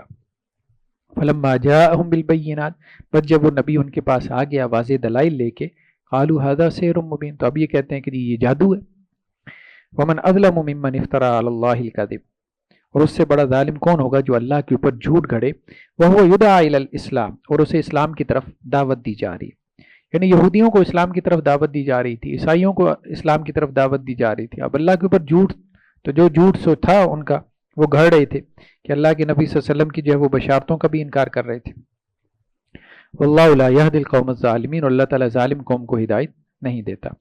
یریدون لیطفئوا نور اللہ بافواہہم، یہ یہود و نصارہ یہ چاہتے ہیں کہ اللہ کے نور کو اپنے منہ کی پھونکوں سے بجھا دیں۔ اللہ کے نور سے مراد دین اسلام، یعنی دین اسلام کو غالب نہ ہونے دیں، اس کو مغلوب کر دیں اپنی جد و جہد، اپنی ایفرٹ کے ذریعے سے، لیکن یہ نہیں ہونے والا۔ واللہ متم نوری، اللہ تعالیٰ اپنے نور کو مکمل کر کے رہے گا۔ یہ بھی نہیں کہا کہ اپنے دین کو، اپنے نور کو، کیونکہ دین اسلام تو اصل روشنی تو وہی ہے نا، باقی سارا تو جہالت ہے تم نے جو جمع کی ہوئی ہے فلسفی کے نام پہ اور یہ ازمز کے نام پہ۔ اصل نور، اصل روشنی تو اللہ کی کتاب وہی کی ہے، جو خالق ہے اصل میں، جو اس نے بھیجا ہے وہ اصل روشنی، تو اللہ تعالیٰ تو اپنے نور کو مکمل کر کے رہے گا، ولو کری الکافرون، کافروں کو کتنا ہی برا کیوں نہ لگے۔ هو الذی ارسل رسولہ بالہدی ودین الحق، یہ وہی آیت ہے جو تیسری مرتبہ آ رہی ہے قرآن مجید کا جو مرکزی مضمون ہے کہ اللہ تعالیٰ اپنے نبیوں کو کیوں بھیجتا ہے، نبیوں کی بعثت کا مقصد کیا تھا، اللہ نے کیوں نبیوں کا سلسلہ جاری فرمایا۔ وہی اللہ تعالیٰ جس نے اپنے رسول کو بھیجا الہدا دے کے، یعنی یہ کتاب دے کر، ودین الحق، اور شریعت اور حق کا علم دے کر۔ لیظہرہ علی الدین کلی، تاکہ نبی کریم صلی اللہ علیہ وسلم اس دین کو، دین اسلام کو تمام کے تمام ادیان کے اوپر، بقیہ جتنے بھی مذاہب ہیں ان کے اوپر غالب کر دیں، ولو کری المشرکون، چاہے مشرکوں کو یہ کتنا ہی برا کیوں نہ لگے۔ یا ایھا الذین آمنوا ھل ادلکم علی تجارۃ تنجیکم من عذاب علیم، اہل ایمان کیا میں تمہاری رہنمائی کروں ایسی تجارت کے اوپر جو تمہیں دردناک عذاب سے نجات دلا دے۔ اور وہ تجارت کیا ہے؟ تؤمنون باللہ ورسولہ، اللہ اور اس کے رسول پہ ایمان رکھو، وتجاہدون فی سبیل اللہ باموالکم وانفسکم، اور اپنی جانوں اور اپنے مالوں کے ساتھ اللہ کے راستے میں جہاد کرو۔ تو یہ تجارت اگر تم نے اللہ سے کر لی تو تم دردناک عذاب سے نجات پا جاؤ گے، جہنم سے بچ جاؤ گے۔ ذالکم خیر لکم ان کنتم تعلمون، یہ تمہارے لیے بہتر ہے اگر تم جانتے ہو۔ یغفر لکم ذنوبکم ویدخلکم جنات تجری من تحتها الانہار، اگر تم ایسا کر لو گے، یعنی ایمان لانے کے بعد جہاد کر لو گے، اللہ تعالیٰ تمہارے گناہ معاف کر دے گا، تمہیں ایسی جنتوں میں داخل کرے گا جن کے بیچوں بیچ چشمے جاری ہیں۔ ومساکن طیبۃ فی جنات عدن، اور اللہ تعالیٰ تمہیں پاکیزہ گھروں میں داخل کرے گا، بہترین عمدہ نفیس گھر جو ہمیشہ کی جنتوں میں۔ ذالک الفوز العظیم، یہ بڑی کامیابی ہے۔ وَأُخْرَىٰ تُحِبُّونَهَا، اور کچھ دوسری چیزیں بھی جو تمہیں پسند ہیں وہ بھی اللہ تعالیٰ دے گا، یعنی دنیا میں جو دین اسلام کا غلبہ ہے، جو مسلمانوں کی فتح ہے، وہ بھی اللہ دے گا۔ نصر من اللہ وفتح قریب، یہ جو فتح ہے اللہ کی طرف سے، یہ بہت قریبی فتح ہے، اور اللہ کی طرف سے جو مدد ہے وہ بھی تمہیں حاصل ہوگی۔ وبشر المؤمنین، آپ اہل ایمان کو خوشخبری دے دیں، یعنی فتح کی خوشخبری دے دیں، اللہ کی مدد کی خوشخبری دے دیں۔ یا ایھا الذین آمنوا کونوا انصار اللہ، اہل ایمان اللہ کے مددگار بن جاؤ۔ کما قال عیسی ابن مریم للحواریین من انصاری الی اللہ، جیسا کہ عیسیٰ ابن مریم نے حواریون سے کہا کہ کون ہے میرا مددگار اللہ کی جناب میں۔ تو حواریین اصل میں وہ مچھیرے تھے، حضرت عیسیٰ علیہ السلام نے جن کو دعوت دی اور انہوں نے اسلام قبول کر لیا تھا۔ قال الحواریون نحن انصار اللہ، تو حواریون نے، کہا جاتا ہے کہ ان کی تعداد 12 تھی، تو یہ حضرت عیسیٰ علیہ السلام کے صحابہ تھے جن کو قرآن نے حواریون کی اصطلاح سے جو ہے وہ یاد کیا۔ تو حواریون نے کہا کہ ہم اللہ کے مددگار ہیں، اللہ کے مددگار سے مراد اللہ کی دین کے مددگار، یعنی اے عیسیٰ ابن مریم آپ ہمیں بتائیں کون سا میسج، کیا پیغام ہے جو آگے پہنچانا ہے۔ فآمنت طائفۃ من بنی اسرائیل وکفرت طائفہ، تو بنی اسرائیل میں سے ایک گروہ ایمان لے آیا اور ایک گروہ نے انکار کیا، یعنی عیسیٰ ابن مریم کا انکار کیا۔ تو جو ایمان لے آئے بنی اسرائیل میں سے وہی عیسائی کہلائے، جو ایمان نہیں لائے وہ یہودی رہے، کافر کے کافر رہے۔ فَأَيَّدْنَا الَّذِينَ آمَنُوا عَلَىٰ عَدُوِّهِمْ فَأَصْبَحُوا ظَاهِرِينَ، تو جو لوگ عیسیٰ ابن مریم پہ علیہ السلام پہ ایمان لے آئے، ان کو ہم نے ان کے دشمنوں کے خلاف، یعنی جو یہودی تھے ان کے خلاف ہم نے ان کی مدد کی، اور وہ جو عیسائی تھے وہ یہودیوں کے اوپر ہمیشہ غالب رہے۔ بسم اللہ الرحمن الرحیم، سورہ جمعہ۔ یسبح للہ ما فی السماوات وما فی الارض الملک القدوس العزیز الحکیم، تسبیح بیان کرتی ہے اللہ کے لیے ہر وہ چیز جو آسمانوں میں ہے، زمین میں ہے، اس اللہ کے لیے جو بادشاہ ہے، جو پاک ہے، جو غالب ہے، حکمت والا ہے۔ هو الذی بعث فی الامیین رسولا منہم، وہی اللہ تعالیٰ ہے جس نے ان پڑھوں میں ایک رسول انہی میں سے بھیجا۔ امیین مشرکین مکہ کو کہا جاتا تھا کیونکہ وہ پڑھنا لکھنا نہیں جانتے تھے، ان کی نسبت یہود پڑھنا لکھنا جانتے تھے، کیونکہ ان کے ہاں تورات وغیرہ کا علم تھا، تو اس کی خاطر ان کو پڑھنا لکھنا پڑتا تھا، یعنی ان کے ہاں رواج تھا پڑھنے لکھنے کا، اس لیے ان میں علماء بھی ہوتے تھے۔ مشرکین میں یا اہل مکہ میں پڑھنے لکھنے کا رواج نہیں تھا، مطلب میجورٹی طور پہ یہ لوگ جو ہے وہ ان پڑھ قوم تھی، تو اس لیے اللہ تعالیٰ نے کہا کہ ان ان پڑھ قوم کے اندر اللہ نے ایک رسول انہی میں سے بھیجا۔ یتلو علیہم آیاتی، اور رسول کا کام کیا ہے؟ 4 کام ہے رسول کے۔ رسول انہیں قرآن مجید کی آیات پڑھ پڑھ کے سناتا ہے، وہ یزکیم، اور ان کا تزکیہ کرتا ہے، یعنی ان کی اصلاح کرتا ہے، قرآن پڑھ کے اصلاح کرتا ہے، یعنی قرآن اصل میں اصلاح کا ٹول تھا۔ نبی کریم صلی اللہ علیہ وسلم نے صحابہ کرام کی اصلاح فرمائی، لیکن کس ذریعے سے اصلاح فرمائی؟ قرآن کے ذریعے سے۔ وَيُعَلِّمُهُمُ الْكِتَابَ وَالْحِكْمَةَ، اور قرآن اور وہ انہیں کتاب کی تعلیم دیتا ہے، قرآن کی تعلیم دیتا ہے، اور حکمت کی یعنی حدیث کی تعلیم، سنت کی تعلیم دیتا ہے۔ تو رسول یہ 4 کام کرتا ہے، تلاوت آیات، پھر تزکیہ نفس، پھر اس کے بعد کتاب کی تعلیم، اور پھر حدیث کی تعلیم۔ وَإِن كَانُوا مِن قَبْلُ لَفِي ضَلَالٍ مُبِينٍ، اور بے شک وہ اس سے پہلے سری گمراہی میں پڑے ہوئے تھے، یعنی مشرکین مکہ، اہل مکہ۔ وَآخَرِينَ مِنْهُمْ لَمَّا يَلْحَقُوا بِهِمْ، اور کچھ دوسرے بھی ان میں سے جو ابھی تک ان سے نہیں ملے، یعنی بعد میں آنے والے بہت سارے قومیں قیامت تک جو آتی رہیں گی، ان کے لیے بھی اللہ کے نبی صلی اللہ علیہ وسلم کو رسول بنا کے بھیجا گیا۔ وَهُوَ الْعَزِيزُ الْحَكِيمُ، اور وہ غالب حکمت والا ہے۔ ذَلِكَ فَضْلُ اللَّهِ يُؤْتِيهِ مَن يَشَاءُ، یہ اللہ کا فضل ہے، جس کو چاہتا ہے وہ دیتا ہے۔ واللہ ذو الفضل العظیم، اور اللہ تعالیٰ بہت بڑے فضل والا ہے، یعنی نبوت اور رسالت یہ اللہ کا فضل ہے، جس کو چاہے مرضی اس سے نواز دے۔ مثل الذین حملوا التوراۃ ثم لم يحملوها، مثال ان لوگوں کی جن کو تورات دی گئی لیکن انہوں نے پھر تورات کو نہ اٹھایا، یعنی تورات ان سے اٹھوائی گئی، اللہ نے کہا بھئی تورات پہ عمل کرو، لیکن انہوں نے اس پہ عمل نہیں کیا۔ کمثل الحمار یحمل اسفارا، تو ان کی مثال ایسے ہے جیسے گدھے کی مثال جس نے کتابوں کا بوجھ اٹھایا ہو، یعنی گدھے کے اوپر اگر آپ کتابیں لاد دیں تو گدھے کو تو کوئی فائدہ نہیں ہوگا نا ان کتابوں کا۔ اسی طرح سے یہود کی مثال بھی قرآن نے ایسی بیان کی کہ تورات اللہ کی کتاب تو ہے، لیکن وہ اللہ کی کتاب کیا فائدہ دے گی اس گدھے کو کہ جس نے صرف اپنے اوپر سر کے اوپر جو ہے وہ کتاب اٹھائی ہوئی ہے، لیکن کتاب کو نہ پڑھ کے سمجھتا ہے اور نہ اس پہ عمل کرنے پہ آمادہ ہے۔ بئس مثل القوم الذین کذبوا بآیات اللہ، بہت بری ہے مثال اس قوم کی جنہوں نے اللہ کی آیات کو جھٹلا دیا۔ واللہ لا یہدی القوم الظالمین، اللہ تعالیٰ ظالم قوم کو ہدایت نہیں دیتا۔ قل یا ایھا الذین ھادوا ان زعمتم انکم اولیاء للہ من دون الناس، آپ کہہ دیجئے اے وہ لوگوں جو یہودی ہو گئے، یعنی یہودیوں، اگر تمہارا یہ گمان ہے کہ تم اللہ کے دوست ہو دوسرے لوگوں کو چھوڑ کے، یعنی اللہ کے تم بہت قریبی ہو، بہت چہیتے ہو، فتمنوا الموت ان کنتم صادقین، تو موت کی تمنا کرو اگر تم سچے ہو، اگر اللہ کے چہیتے ہو تو ٹھیک ہے پھر مر جاؤ، اللہ تعالیٰ تمہیں جنتوں میں داخل کرے گا، پھر یہاں دنیا میں کیا کر رہے ہو؟ ولا یتمنونه ابدا بما قدمت ایدیہم، تو ہرگز موت کی خواہش نہیں کریں گے، یعنی یہودیوں کی بات ہو رہی ہے، اس وجہ سے کہ جو ان کے ہاتھوں نے آگے بھیجا، انہیں پتہ ہے ان کے کیا اعمال ہیں، نبیوں کو قتل کرتے رہے، نبیوں کی تکذیب کرتے رہے، کتاب کے اندر تحریف کرتے رہے، تو اب وہ کیسے جو ہے وہ موت کی تمنا کریں گے؟ واللہ علیم بالظالمین، اللہ تعالیٰ ظالموں کو جانتا ہے۔ قل ان الموت الذی تفرون منہ فانہ ملاقیکم، آپ ان سے کہہ دیں کہ بے شک موت جس سے تم بھاگتے ہو اس سے تم ملاقات کر کے رہو گے، یعنی یہود سے کہا جا رہا ہے کہ ملاقات تمہیں جو ہے وہ موت سے کرنی ہے۔ ثم تردون الی عالم الغیب والشہادہ، پھر تمہیں لٹایا جائے گا اس ذات کی طرف جو غیب اور حاضر کا علم رکھنے والی ہے، فینبئکم بما کنتم تعملون، تو جو تم عمل کرتے تھے اللہ تعالیٰ تمہیں اس کی خبر دے دے گا۔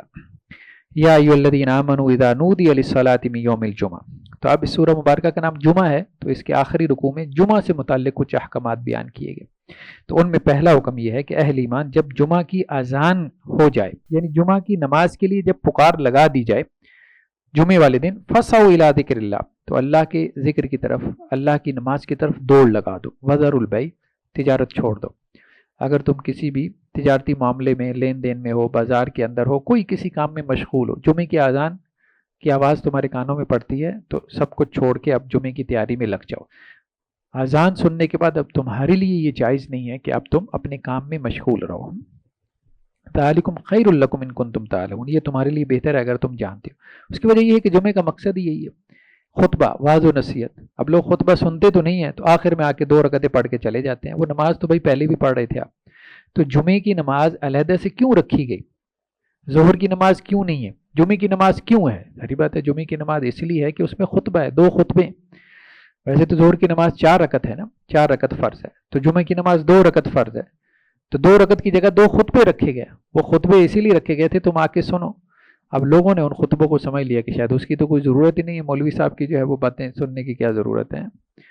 فَإِذَا قُضِيَتِ الصَّلَاةُ، پس جب نماز مکمل کر دی جائے، فَانْتَشِرُوا فِي الْأَرْضِ، تو زمین میں پھیل جاؤ، وَابْتَغُوا مِنْ فَضْلِ اللَّهِ، اور اللہ کا فضل تلاش کرو، ٹھیک ہے؟ آؤ جمعے کا خطبہ سنو، نماز پڑھو، تو اس سے آگے پیچھے جو مرضی کر لو، تجارت کرنی ہے کر لو، پورے جمعے کا دن اللہ تعالیٰ نے تم سے نہیں مانگا، حالانکہ پچھلی قوموں کے لیے سختی زیادہ تھی، یہودیوں کو یہ حکم تھا کہ ہفتے والے دن کوئی کام کرنا ہی نہیں ہے، عیسائیوں کو جو ہے وہ یہی حکم اتوار کے دن کے حوالے سے تھا۔ اب ہمارے لیے یہ نہیں تھا کہ جمعے والے دن کوئی دنیا کا کام نہیں کرنا، ہاں بس یہ ہے کہ جمعے کا جو درمیان میں وقت ہے اس میں کوئی دنیا کا کام نہیں کرنا، اور وہ تھوڑا سا وقت ہے، کتنا وقت ہے، مطلب 15-20 منٹ جو ہے وہ نماز میں لگ جاتے ہیں، کوئی آدھا پونا گھنٹہ جو ہے وہ خطبے کا ہوتا ہے، 1 گھنٹہ ہے بس، اس سے زیادہ تو نہیں۔ وَاذْكُرُوا اللَّهَ كَثِيرًا لَعَلَّكُمْ تُفْلِحُونَ، اور اللہ کا کثرت سے ذکر کرو تاکہ تم فلاح پاؤ۔ اب ایک واقعے کی طرف اشارہ کہ شروع میں جب جمعہ فرض کیا گیا تھا اور صحابہ کو زیادہ تعلیم نہیں تھی، جمعے کے احکامات کا پتہ نہیں تھا، جمعہ نیا فرض ہوا تھا، تو کافی عرصے سے جو ہے وہ کوئی قافلہ نہیں آ رہا تھا۔ اب مدینہ کے اندر جو ہے وہ عام طور پہ جو بھی سامان تجارت وغیرہ اس کی جو خرید و فروخت ہوتی تھی اس میں قافلوں کے اوپر انحصار ہوتا تھا، مطلب مدینہ میں ساری پروڈکشن تو نہیں ہوتی تھی، سب کچھ تو وہاں تیار نہیں ہوتا تھا، تو وہ تجارتی شاہراہ کے اوپر مکہ بھی تھا، مدینہ بھی تھا، تو کافی عرصے سے قافلہ نہ آنے کی وجہ سے لوگوں کی ضروریات زندگی پوری نہیں ہو رہی تھی، تو جمعے کے خطبے میں لوگ بیٹھے تھے تو اچانک کسی نے آواز لگی کہ جی شام سے قافلہ آیا اور وہ گزر رہا ہے، بس اس نے گزرنا ہے اور نکل جانا ہے۔ اب لوگوں کو یہ ہوا کہ اگر ہم یہاں بیٹھے رہے خطبہ سننے کے لیے تو قافلہ تو چلا جائے گا، ضروریات زندگی جو ہے وہ ہماری وہ پوری نہیں ہوگی۔ تو کچھ لوگ وہاں سے اٹھ کے چلے گئے خریداری کرنے کے لیے۔ تو قرآن نے اس کو ناپسند جانا کہ اللہ کے نبی صلی اللہ علیہ وسلم ممبر پہ کھڑے ہیں، آپ جو ہے وہ خطبہ دے رہے ہیں اور تم لوگ جو ہے وہ اللہ کے نبی صلی اللہ علیہ وسلم کو چھوڑ کے چلے گئے تجارت کی طرف ہیں۔ وَإِذَا رَأَوْا تِجَارَةً أَوْ لَهْوًا انفضوا إِلَيْهَا وَتَرَكُوكَ قَائِمًا، اور جب انہوں نے تجارت کو دیکھا یا کھیل کو تو وہ اس کی طرف منتشر ہو گئے اور انہوں نے آپ کو کھڑا چھوڑ دیا، یعنی ممبر کے اوپر۔ قُلْ مَا عِندَ اللَّهِ خَيْرٌ مِّنَ اللَّهْوِ وَمِنَ التِّجَارَةِ، کہہ دیجئے جو اللہ کے پاس ہے وہ بہت بہتر ہے اس کھیل سے اور اس تجارت سے۔ واللہ خیر الرازقین، اور اللہ تعالیٰ بہترین رزق دینے والا ہے۔ کہنے کا مقصد یہی ہے کہ جمعے کا خطبہ اور جمعے کی نماز، ان اوقات میں جو ہے وہ کوئی دنیا کا کام کرنے کی اجازت نہیں ہے، قرآن نے اس کو پسند نہیں کیا۔ بسم اللہ الرحمن الرحیم۔ سورہ منافقون، چونکہ اس سورہ میں منافقین کے احوال کا تذکرہ ہے اس لیے اس کو سورہ منافقون کہتے ہیں۔ اذا جاءک المنافقون قالوا نشهد انک لرسول اللہ، اے نبی صلی اللہ علیہ وسلم جب آپ کے پاس منافق آتے ہیں تو وہ یہ کہتے ہیں کہ ہم گواہی دیتے ہیں کہ آپ اللہ کے رسول ہیں۔ واللہ یعلم انک لرسول، اللہ تعالیٰ جانتا ہے کہ آپ اللہ کے رسول ہیں۔ واللہ یشہد ان المنافقین لکاذبون، لیکن اللہ تعالیٰ ساتھ یہ بھی گواہی دیتا ہے کہ منافق جھوٹ بول رہے ہیں، وہ دل سے نہیں گواہی دے رہے۔ آپ واقعتاً اللہ کے سچے رسول ہیں لیکن وہ جھوٹ بول رہے ہیں، ان کی زبانیں جھوٹ کہہ رہی ہیں، وہ دل سے آپ کو اللہ کا رسول نہیں سمجھتے۔ اتخذوا ایمانہم جنۃ فصدوا عن سبیل اللہ، انہوں نے اپنی قسموں کو ڈھال بنا لیا، وہ اللہ کے رستے سے رک گئے، یعنی بات بات پہ قسم اٹھا کے جو ہے وہ اپنی صفائی دینے کی کوشش کرتے ہیں، اپنا اعتماد بڑھانے کی کوشش کرتے ہیں۔ انہم ساء ما کانوا یعملون، بہت ہی برا جو کہ وہ عمل کرتے ہیں۔ ذالک بانہم آمنوا ثم کفروا، اس وجہ سے کہ وہ ایمان لے کے آئے پھر انہوں نے کفر کیا، مسلمان ہو گئے تھے، کلمہ پڑھ لیا تھا لیکن دل سے پھر کفر کیا۔ فطبع علی قلوبہم فہم لا یفقہون، تو ان کے دلوں پہ مہر لگا دی گئی، اب وہ بات کو سمجھتے نہیں ہیں۔ وَإِذَا رَأَيْتَهُمْ تُعْجِبُكَ أَجْسَامُهُمْ، اے نبی صلی اللہ علیہ وسلم اگر آپ دیکھیں ان منافقوں کو تو آپ کو ان کے جسم بھلے لگیں، یعنی مطلب خوبصورت اچھے ڈیل ڈول والے تھے۔ عبداللہ بن ابی کے بارے میں بھی آتا ہے کہ دراز قد تھا، مطلب لمبے بال تھے اس کے، اور اچھا مطلب خوبصورت اور وجیح انسان تھا۔ وَإِن يَقُولُوا تَسْمَعْ لِقَوْلِهِمْ، اور اگر وہ کوئی بات کریں تو آپ ان کی بات سنیں، یعنی بات بھی بڑے بنا سنوار کے کرتے تھے، مطلب لوگ ان کی بات کی طرف مائل ہو جاتے تھے۔ تو ظاہری بات ہے منافقین میں ایسے تھے تو اس لیے تو انہوں نے فتنہ برپا کیا ہوا تھا، کچھ نہ کچھ ان کے اندر صلاحیتیں تو تھیں۔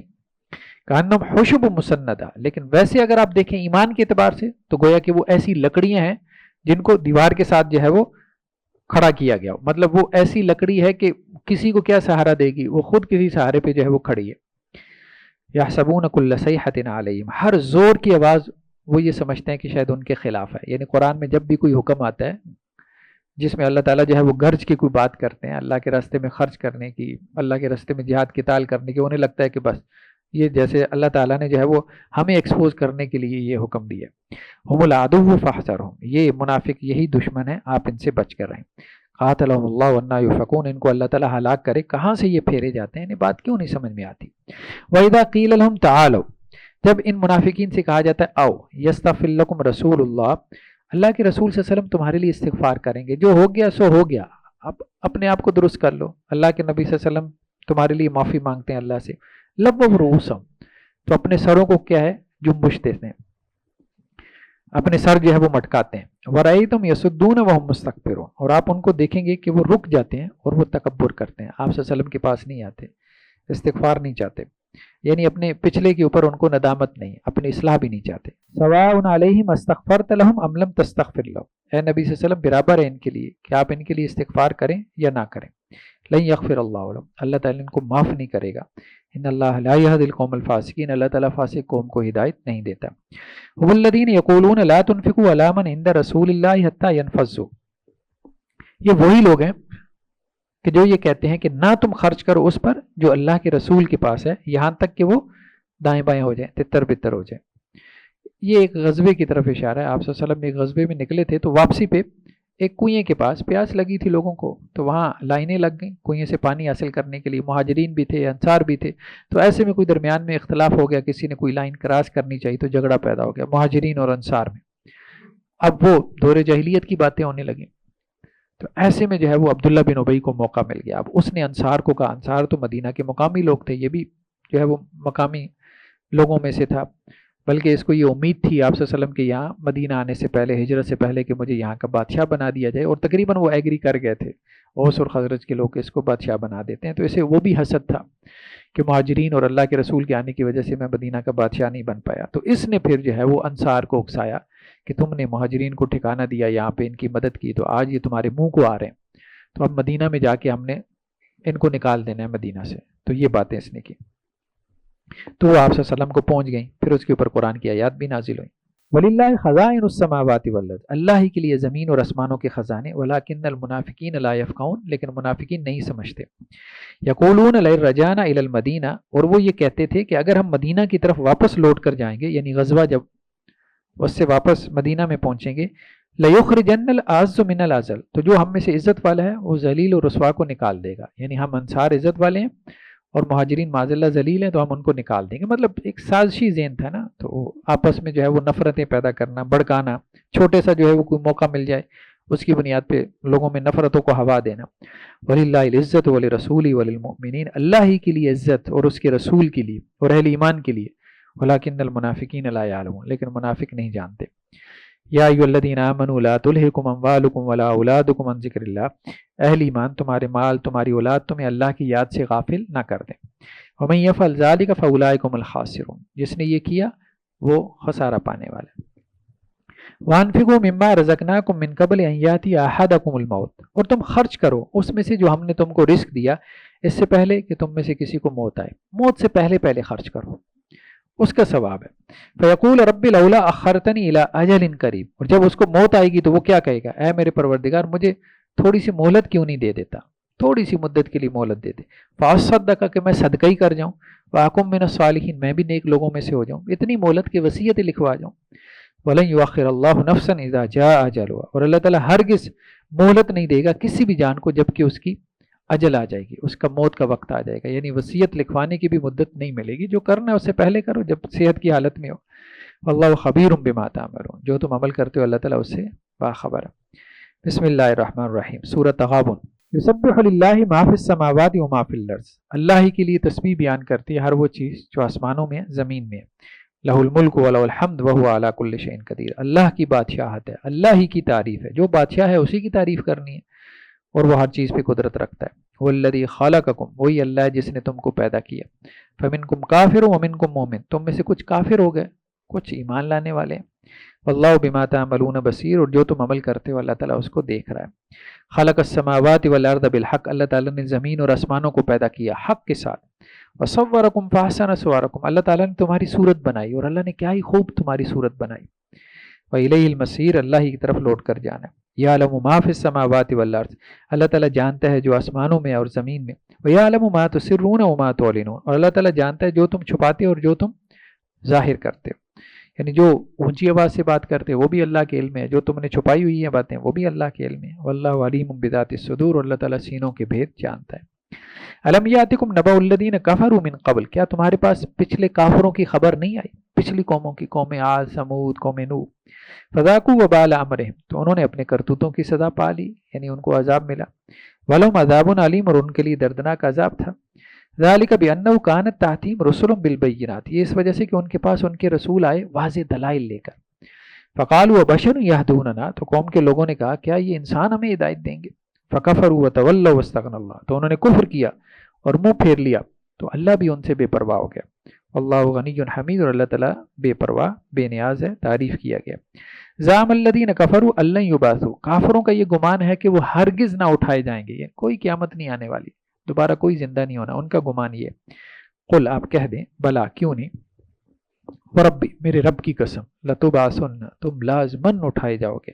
ثم لتنبؤن بما عملتم، پھر لازمن تمہیں خبر دی جائے گی جو تم نے عمل کیے کہ دنیا میں کیا کر کے آئے. وذالک علی اللہ یسیر، اور یہ اللہ کے اوپر بہت آسان ہے، کوئی مشکل نہیں. فآمنوا باللہ ورسولہ، اللہ پہ ایمان لے کے آؤ، اللہ کے رسول پہ ایمان لے کے آؤ. والنور الذی انزلنا، اس نور پہ ایمان لے کے آؤ جو ہم نے نازل کیا، یعنی قرآن پہ. واللہ بما تعملون خبیر، جو تم عمل کر رہے ہو اللہ تعالیٰ اس کی خبر رکھنے والا ہے، وہ اللہ تعالیٰ کو پتہ ہے. یوم یجمعکم لیوم الجمع ذالک یوم التغابن. جس دن اللہ تعالیٰ تم کو جمع کرے گا، جمع کرنے والے دن، یعنی جمع ہونے والا دن کون سا ہے؟ قیامت کا دن ہے، قیامت والے دن تم سب کو اللہ تعالیٰ جمع کرے گا۔ ذالک یوم التغابن، یہ ہے ہار اور جیت کا دن ہے، نفع اور نقصان کا دن ہے، یعنی اس دن پتہ چلے گا کون ہارا، کون جیتا، کون فائدے میں رہا، کون نقصان میں رہا۔ ومن یؤمن باللہ ویعمل صالحا یکفر عنہ سیئاتی، اور جو کوئی اللہ کے اوپر ایمان لائے گا اور جو نیک عمل کرے گا، اللہ تعالیٰ اس کی برائیاں اس سے دور کر دیں گے، اس کے گناہ اللہ تعالیٰ مٹا دیں گے۔ وَيُدْخِلُهُ جَنَّاتٍ تَجْرِي مِن تَحْتِهَا الْأَنْهَارُ خَالِدِينَ فِيهَا أَبَدًا، اس کو اللہ تعالیٰ ایسے باغات میں داخل کریں گے جن کے بیچوں بیچ چشمے جاری ہیں، اور وہ ان باغات میں جنتوں میں ہمیشہ رہیں گے۔ ذَلِكَ الْفَوْزُ الْعَظِيمُ، یہ بڑی کامیابی ہے۔ وَالَّذِينَ كَفَرُوا وَكَذَّبُوا بِآيَاتِنَا، جن لوگوں نے کفر کیا اور ہماری آیات کو جھٹلایا، أُولَٰئِكَ أَصْحَابُ النَّارِ خَالِدِينَ فِيهَا، وہ آگ والے ہیں، اس آگ میں ہمیشہ ہمیشہ رہیں گے۔ وَبِئْسَ الْمَصِيرُ، اور وہ آگ تو بہت ہی برا ٹھکانہ ہے۔ ما اصاب من مصیبت الا باذن اللہ، نہیں پہنچتی کوئی بھی مصیبت مگر اللہ کے اذن سے، اللہ کی اجازت ہوتی ہے تبھی انسان کے اوپر کوئی تکلیف، کوئی آزمائش آتی ہے، اللہ کی اجازت کے بغیر تو کوئی تکلیف اور آزمائش نہیں آ سکتی۔ ومن یؤمن باللہ یہد قلبہ، اور جو کوئی اللہ کے اوپر ایمان لے کے آئے گا، اللہ تعالیٰ اس کے دل کو ہدایت دے دے گا۔ اللہ کے اوپر ایمان لانے سے مراد یہ ہے کہ صبر کرے گا اس آزمائش کے اوپر، تو اللہ سبحانہ و تعالیٰ اس کے دل کے اندر ہدایت پیدا کر دے گا، یعنی اللہ تعالیٰ اس کو صبر دے دے گا۔ اللہ بکل شیء علیم، اور اللہ تعالیٰ ہر چیز کا علم رکھنے والا ہے۔ اطیعوا اللہ واطیعوا الرسول، اللہ کی اطاعت کرو، رسول کی اطاعت کرو۔ فإن تولیتم فإنما علی رسولنا البلاغ المبین، اور اگر تم پھر جاؤ، یعنی اللہ اور اس کے رسول کی بات نہیں مانتے، تو رسول کے ذمہ واضح طور پہ پہنچا دینا ہے، رسول نے پہنچا دیا، اس کی ڈیوٹی اتنی۔ اللہ لا الہ الا ہو، اللہ کے سوا کوئی معبود نہیں۔ وعلی اللہ فلیتوکل المؤمنون، اللہ ہی کے اوپر پس چاہیے کہ توکل کریں اہل ایمان۔ یا ایھا الذین آمنوا ان من ازواجکم واولادکم عدوا لکم، اہل ایمان تمہاری بعض بیویاں اور بعض اولاد، سارے نہیں لیکن بعض بیویاں یا بعض اولادیں ایسی ہو سکتی ہیں جو تمہارے دشمن سے مراد یہی ہے کہ بظاہر تو وہ مطلب دنیا کے اعتبار سے تو ان کا تمہارے ساتھ رشتہ ناتا اچھا ہے، لیکن تمہارے دشمن اس اعتبار سے کہ تمہیں اللہ سے دور لے جائیں، اللہ کے دین سے دور لے جائیں، ان کی خواہشات پوری کرنے میں تم لگ جاؤ، اور ان کی خواہشات پوری کرتے کرتے جو ہے وہ حلال حرام کی تمیز جو ہے وہ مٹا بیٹھو، یعنی ان کی دنیا بنانے کے لیے تم اپنی آخرت برباد کر دو، تو وہ تمہارے دشمن ہیں۔ فاحذروا، ان سے بچ کے رہو۔ وَإِن تَعْفُوا وَتَصْفَحُوا وَتَغْفِرُوا فَإِنَّ اللَّهَ غَفُورٌ رَحِيمٌ، اور اگر تم معاف کر دو، درگزر کرو اور بخش دو تو اللہ تعالیٰ بھی بخشنے والا، رحم کرنے والا ہے۔ مطلب ان کے پیچھے چلنے کی ضرورت نہیں ہے، لیکن یہ ہے کہ ہر بات پہ جو ہے وہ الجھن ڈال کے بیٹھ جاؤ تو اس کا بھی کوئی فائدہ نہیں ہے، گھر کی فضا خراب ہوتی ہے۔ بس یہ ہے کہ اپنا رخ جو ہے وہ اللہ کی طرف سیدھا رکھو۔ انما اموالکم واولادکم فتنہ، تمہارے مال اور تمہاری اولاد تمہارے لیے آزمائش ہے۔ مال کے ذریعے بھی اللہ نے آزمایا، اولاد کے ذریعے بھی اللہ نے آزمایا۔ بہت دفعہ انسان جو ہے وہ مال کی وجہ سے اللہ کی نافرمانی کی طرف چلا جاتا ہے، بہت دفعہ اولاد کی وجہ سے اللہ کی نافرمانی کی طرف مائل ہو جاتا ہے۔ واللہ عندہ اجر عظیم، اور اللہ کے پاس بہت بڑا اجر۔ فاتقوا اللہ ما استطعتم، اللہ سے ڈرتے رہو جس قدر تمہارے اندر استطاعت ہے، اپنی استطاعت کے ساتھ۔ واسمعوا، سنو، واطیعوا، اور پھر فرما برداری بھی کرو، اس پہ عمل بھی کرو۔ وانفقوا خیرا لانفسکم، اور اللہ کے راستے میں خرچ بھی کرو، اپنا مال خرچ کرو، اور یہ سب تمہارے بھلے کے لیے۔ ومن یوق شح نفسی فاولئک هم المفلحون، اور جسے جی کے لالچ سے بچا لیا گیا، یعنی جسے کنجوسی سے، بخیلی سے بچا لیا گیا، تو یہی فلاح پانے والا ہے، کامیاب ہونے والا ہے۔ ان تقرضوا اللہ قرضا حسنا، اگر تم اللہ کو اچھا قرضہ دو گے، یضاعف لکم، تو اللہ تعالیٰ اس کو کئی گنا کر دے گا، کئی گنا کر کے قیامت والے دن لٹائے گا۔ ویغفر لکم، تمہیں معاف بھی کر دے گا۔ واللہ شکور حلیم، اور اللہ تعالیٰ شکر گزار، یعنی جو بھی تم کرو گے تو اللہ تعالیٰ اس کا قدردان ہوگا۔ حلیم، اور بردبار ہے۔ عالم الغیب والشہادہ، اللہ تعالیٰ غیب اور حاضر کا جاننے والا، العزیز الحکیم، اور غالب حکمت والا ہے۔ بسم اللہ الرحمن الرحیم۔ سورۃ طلاق، اس سورہ مبارکہ میں چونکہ طلاق کے احکامات بیان ہوئے تو اسی سے اس کا نام سورہ طلاق پڑ گیا۔ یا ایھا النبی اذا طلقتم النساء فطلقوهن لعدتهن، اے نبی صلی اللہ علیہ وسلم جب بھی تم مسلمان اپنی عورتوں کو طلاق دو تو انہیں عدت کے شروع میں طلاق دو۔ تو نکاح بیسیکلی ایک سوشل کانٹریکٹ ہے نا، ایک سوشل کانٹریکٹ ہے، تو اس سوشل کانٹریکٹ میں دونوں جو پارٹیز ہوتی ہیں تو ان کی رضامندی، ان کی کانسنٹ ضروری ہے۔ تو اسی طرح سے جب وہ اس کانٹریکٹ کو توڑنا چاہتے ہیں تو اس کی بھی اللہ تعالیٰ نے اجازت رکھی ہے۔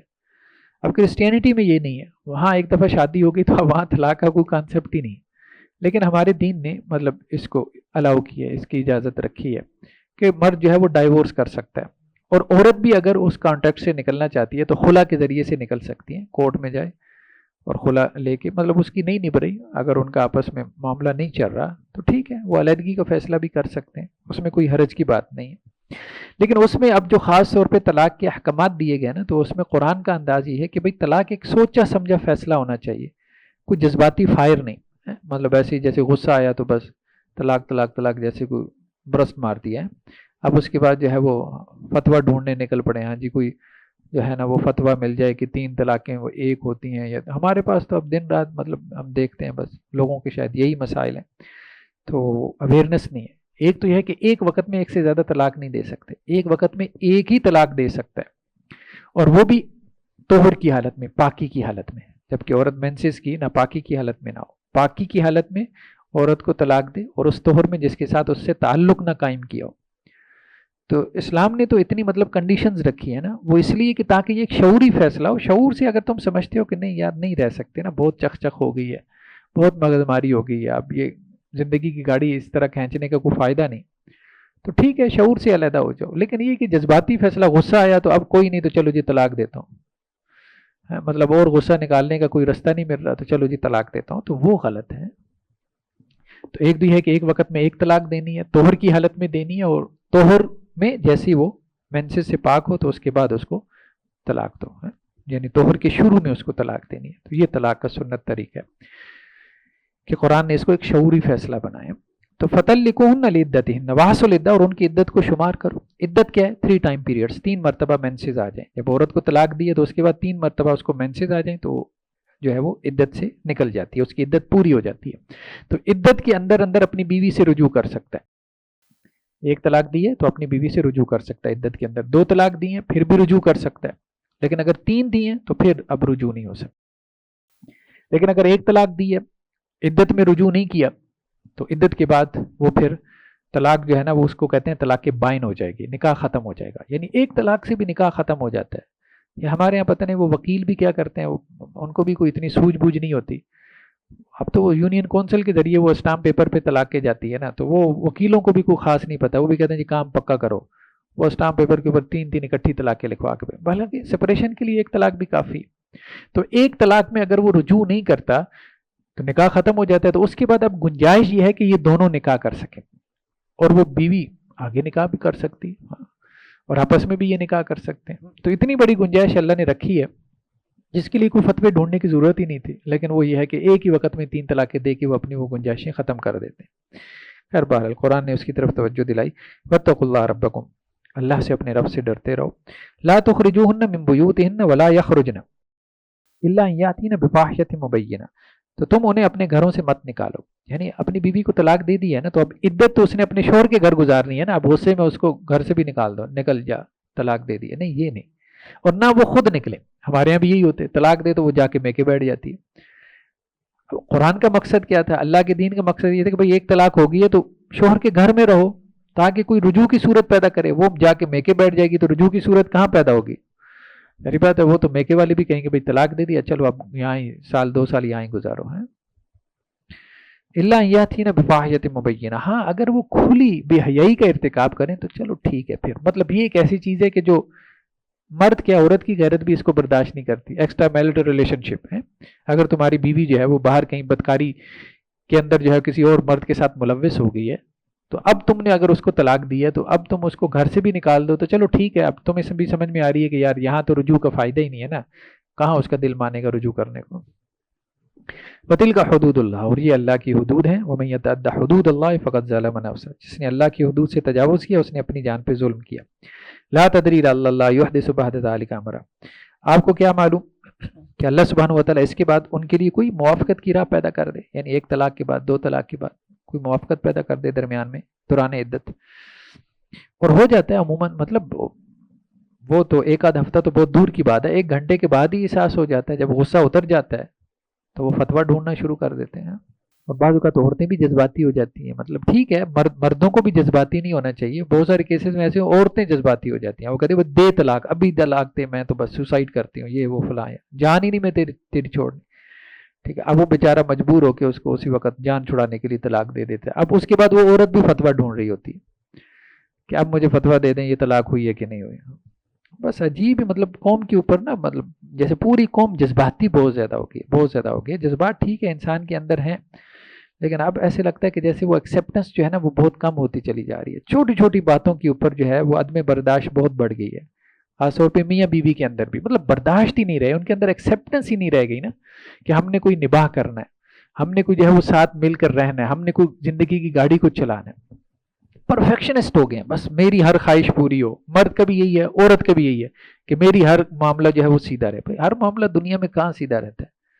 ساری خواہشات دنیا میں کہاں پوری ہوتی ہیں؟ سیدھی بات، دنیا ہے، دار آزمائش ہے، تو گاڑی تو ایسی چلے گی. یہاں نہیں تو دوسری جگہ چلا لو، دوسری جگہ بھی یہی ہوگا، تیسری جگہ چلا لو وہاں پہ بھی یہی ہوگا. لڈو ہیں، کھا لو بس. فَإِذَا بَلَغْنَ أَجَلَهُنَّ فَأَمْسِكُوهُنَّ بِمَعْرُوفٍ أَوْ فَارِقُوهُنَّ بِمَعْرُوفٍ. پس جب وہ اپنی مدت کو پہنچ جائیں، عدت 3 ٹائم پیریڈز ہے، جب وہ قریب پہنچ جائیں، 3 ٹائم پیریڈز کے قریب ہو جائیں، فَأَمْسِكُوهُنَّ بِمَعْرُوفٍ، تو اب ان عورتوں کو یا تو معروف طریقے سے روک لو، یعنی ایک طلاق کی بات ہو رہی ہے، او فارقوهن بمعروف، یا بھلے طریقے سے ان کو جدا کر دو. واشہدوا ذوی عدل منکم، اور جو بھی تم کام کرو اب اس کے اوپر وہ 2 گواہ بنا لو. یعنی طلاق دینی ہے یا رجوع کرنا ہے تو اس کے اوپر 2 گواہ بنا لو. واقیم الشہادت للہ، اور اللہ کے لیے شہادت کو قائم کرو، گواہی کو قائم کرو. ذالک یوعظ بہ من کان یؤمن باللہ والیوم الآخر، یہ نصیحت کی جاتی ہے تم میں سے ہر اس شخص کو جو اللہ اور آخرت کے دن پہ ایمان رکھتا ہے. ومن یتق اللہ یجعل لہ مخرجا، جو اللہ سے ڈرے گا اللہ تعالیٰ اس کے لیے کوئی راہ نکال دے گا. ہاں، جس کے دل میں تقوی ہے، اللہ کا ڈر ہے، یعنی جب سیپریشن بھی ہوئی ہے نا تو اللہ سے ڈرتی ہوئی سیپریشن اس نے کی ہے، اللہ تعالیٰ اس کے لیے کوئی رستہ نکال دے گا. وَيَرْزُقُهُ مِنْ حَيْثُ لَا يَحْتَسِبُ، اور اللہ تعالیٰ اس کو وہاں سے رزق دے گا جہاں سے اس کو گمان بھی نہیں ہے. وَمَن يَتَوَكَّلْ عَلَى اللَّهِ فَهُوَ حَسْبُهُ، جو کوئی اللہ کے اوپر توکل کرے گا تو اللہ تعالیٰ اس کو کافی ہو جائے گا. ان اللہ بالغ امری، بے شک اللہ تعالیٰ اپنا کام پورا کر کے رہنے والا ہے. قد جعل اللہ لكل شيء قدرا، لیکن ہر چیز کے لیے اللہ نے ایک اندازہ مقرر کر رکھا ہے. اللہ نے اپنے کام، اپنے معاملات سیدھے رکھنے، اللہ نے تمہیں دینا ہی دینا ہے اگر تمہارے اندر تقوی ہے، لیکن اللہ نے ایک اندازہ رکھا ہے نا. یہ تو نہیں کہ اگلی لمحے اللہ تعالیٰ جو ہے وہ تمہارے اوپر نوٹوں کی بارش برسا دے گا یا تمہارے لیے جو ہے وہ اپنی راہیں کھولی کر دے گا. بس ایک اللہ تعالیٰ کا ایک نظام ہے، اس نظام کے تحت تمہارے لیے اللہ تعالیٰ رستے کھولے گا، مطلب اس میں وقت لگے گا.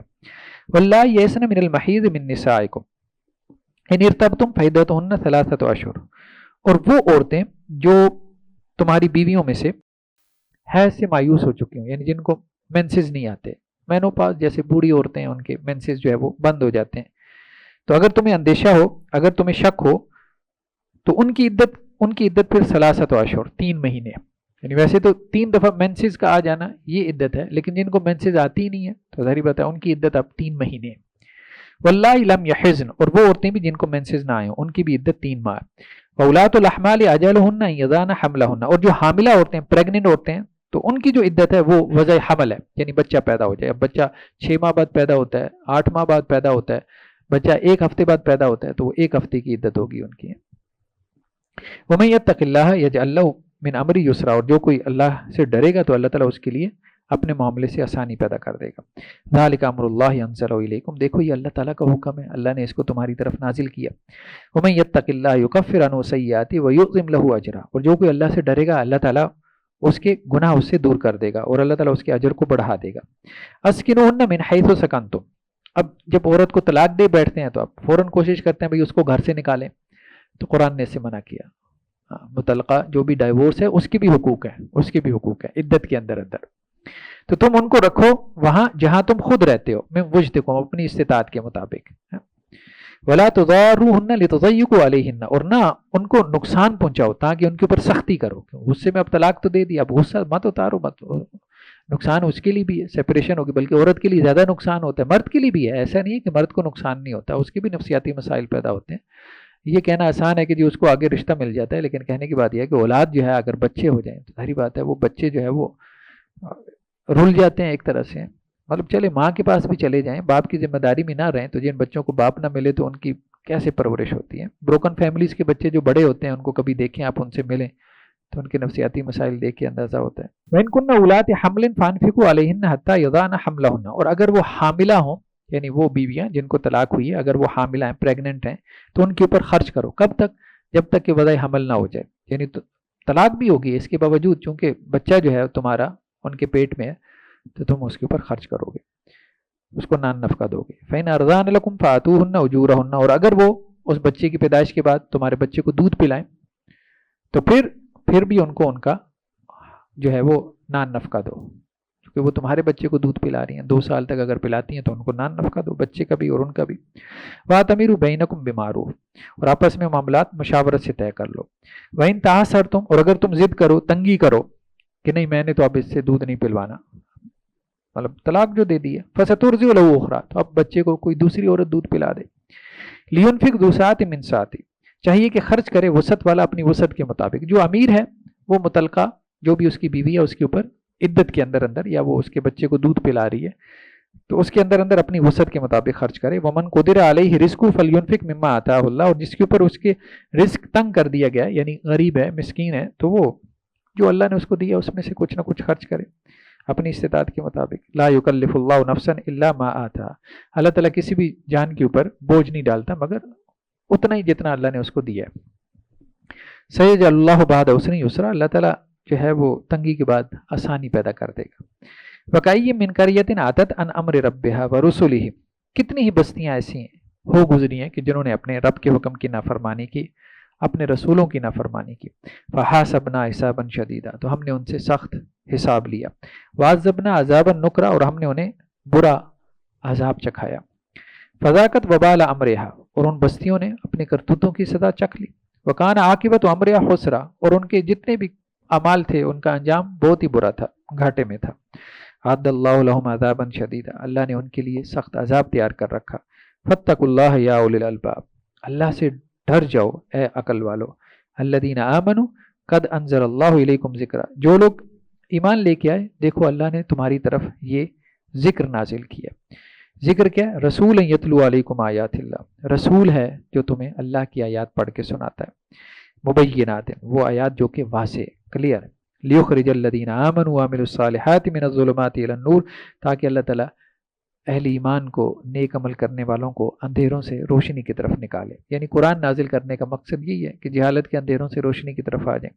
ومن یؤمن باللہ ویعمل صالحا، اور جو کوئی اللہ پہ ایمان لے کے آئے گا اور نیک عمل کرے گا، یدخلوا جنات تجری من تحتها الانہار خالدین فیہا ابدا، اللہ تعالیٰ ان کو ایسے باغات میں داخل کرے گا جن کے بیچوں بیچ چشمے جاری ہیں اور وہ ان میں ہمیشہ ہمیشہ رہیں گے۔ قد احسن اللہ لہ رزقا، اللہ نے ان کے لیے اچھا رزق تیار کر رکھا ہے۔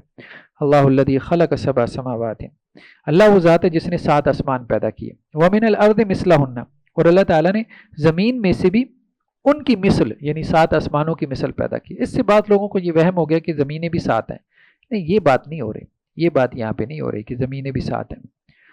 اللہ تعالیٰ نے 7 آسمان پیدا کی۔ ومن الارض مثلہن، اور ان 7 آسمانوں کی طرح اللہ تعالیٰ نے جو ہے وہ زمین بھی پیدا کی، 7 آسمانوں کی طرح، یعنی زمین کی جو ہے وہ 7 آسمانوں کے ساتھ مماثلت ہے، یہ نہیں کہ زمینیں بھی 7 ہیں۔ تو خیر بہرحال وہ پھر 7 زمینیں ڈھونڈنے میں لگ گئے کہ اس طرح کی جو ہے وہ 6 اور زمینیں کہاں پر ہیں، بہرحال وہ اب کہاں سے ملنے والی تھی، لیکن یہ ہے کہ پھر لوگ عجیب و غریب قسم کی جو ہے وہ اس میں تھیریز لے آتے ہیں۔ ہاں بعض روایتوں میں یہ بات آتی ہے کہ آپ علیہ السلام نے فرمایا کچھ گناہوں کی سزا کے طور پہ کہ اس کو 7 زمینوں تک جو ہے وہ دنسا دیا جائے گا، مطلب اس سے مراد زمین کے اندر کی 7 تہیں لی گئی ہیں، 7 زمینوں سے مراد حدیث کے اندر زمین کے اندر کی 7 تہیں۔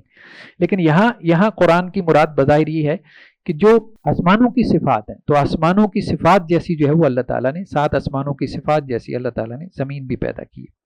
یتنزل الامر بینہن لتعلموا ان اللہ علی کل شیء قدیر، اور اللہ تعالیٰ کا جو حکم ہے وہ ان آسمانوں کے اندر اترتا ہے تاکہ تم جان لو کہ اللہ تعالیٰ ہر چیز پہ قدرت رکھتا ہے۔ وَأَنَّ اللَّهَ قَدْ أَحَاطَ بِكُلِّ شَيْءٍ عِلْمًا، اور اللہ تعالیٰ ہر چیز کا احاطہ کرنے والا ہے۔ بسم اللہ الرحمن الرحیم۔ یا ایھا النبی لم تحرم ما احل اللہ لک تبتغی مرضات ازواجک، اے نبی صلی اللہ علیہ وسلم آپ کیوں حرام ٹھہراتے ہیں اس کو کہ جس کو اللہ نے آپ کے لیے حلال کیا۔ اب یہ بھی ایک واقعے کی طرف اشارہ ہے کہ آپ علیہ السلام کا عموماً معمول تھا کہ عصر کے بعد آپ ازواج مطہرات کے ہاں جو ہے وہ چکر لگاتے تھے، سب کی طرف تھوڑا تھوڑا بیٹھتے تھے۔ تو حضرت زینب رضی اللہ عنہ جو ایک زوجہ محترمہ تھی، ان کے ہاں کچھ شہد آ گیا، آپ صلی اللہ علیہ وسلم کو شہد پسند تھا تو وہاں وہ شہد تناول کرتے ٹائم ذرا زیادہ لگ جاتا تھا۔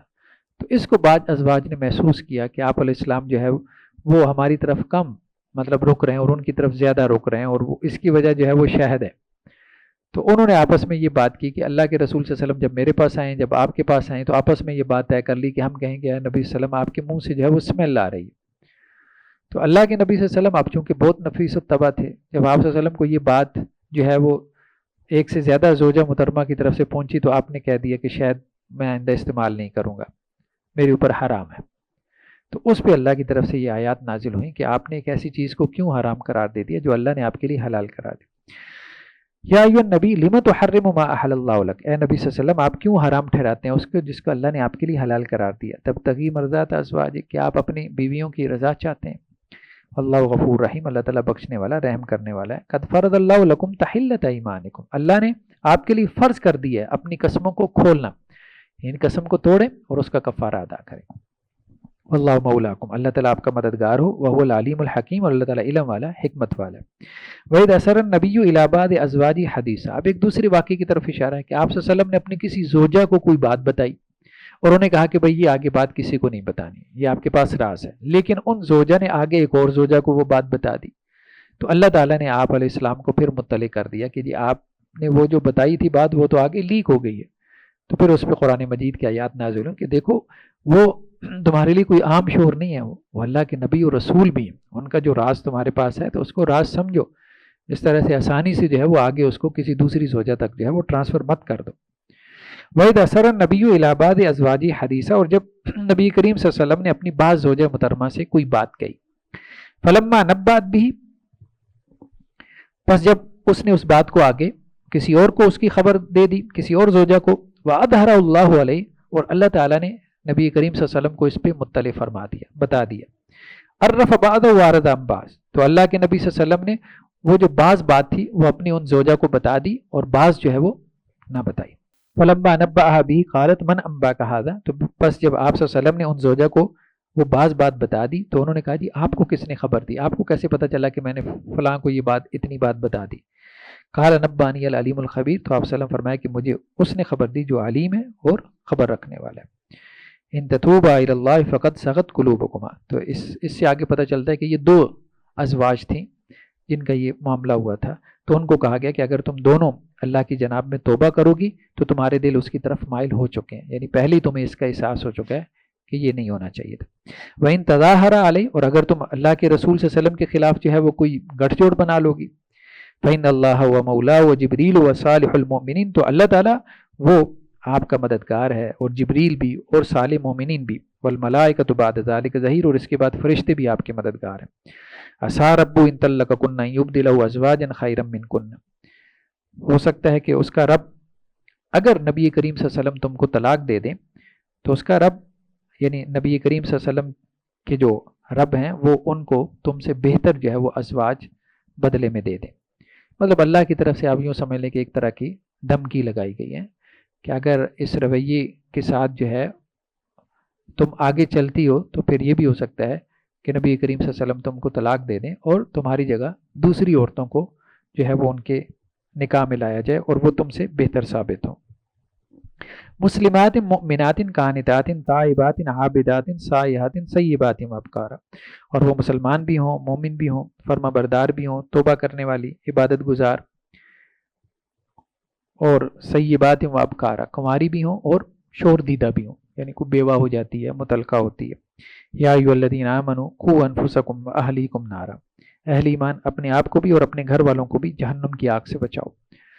یعنی یہ بڑوں کی ذمہ داری ہے، گھر کے بڑوں کی ذمہ داری ہے کہ خود بھی عمل کرنا ہے اور اپنے گھر والوں کو بھی عمل کی طرف متوجہ کرنا ہے۔ باقی ٹھیک ہے، بعض اوقات اولادیں اب نہیں آتی سیدھی راہ کے اوپر، حضرت نوح علیہ السلام کی اولاد نہیں آئی، حضرت ابراہیم علیہ السلام کے والد نہیں آئے، حضرت نوح حضرت لوط علیہ السلام کی بیویاں نہیں آئیں، تو وہ تو اب دیکھیں کہ جب انبیاء کے گھر کا یہ صورتحال ہے تو جس کے تقدیر میں اگر اللہ تعالیٰ نے کوئی بدبختی لکھی ہوئی ہے تو اس کو جتنا مرضی والدین بھی سمجھا لیں، بعض اوقات پھر وہ اولاد جو ہے وہ سیدھی راستے پہ نہیں آتی، لیکن یہ ہے کہ کہنا ان کا فرض ہے، ان کی تربیت کرنا، اس کے لیے محنت کرنا ان کا فرض ہے، وہ تبدیل نہ ہو تو اس میں والدین کا کیا قصور۔ وقودها الناس والحجارہ، اور جہنم کا ایندھن جو ہے وہ لوگ بھی ہوں گے، پتھر بھی ہوں گے۔ علیہا ملائکۃ غلاظ شداد لا یعصون اللہ ما امرهم، اور اس جہنم کے اوپر جو ہے وہ ایسے فرشتے ہیں جو تند خو اور سخت ہیں، لا یعصون اللہ ما امرهم، جو اللہ نے ان کو حکم دیا اس کی وہ نافرمانی نہیں کرتے. وَيَفْعَلُونَ مَا يُؤْمَرُونَ، اور جو ان کو حکم دیا جاتا ہے وہ کر گزرتے ہیں. جہنم سے بچاؤ جس کے اوپر فرشتے اللہ نے مقرر کیے، وہ نگران فرشتے ہیں، جیسا اللہ نے ان کو حکم دیا ویسا عذاب انہوں نے دینا ہے.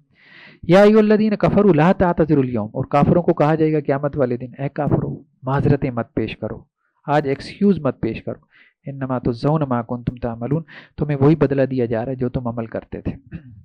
یا ایھا الذین آمنوا توبوا الی اللہ توبۃ نصوحا، اے اہل ایمان اللہ کی جناب میں سچی توبہ کرو، خالص توبہ، یعنی ایسی توبۃ النصوح کہتے ہیں مطلب دل کے ساتھ جو توبہ کی جاتی ہے.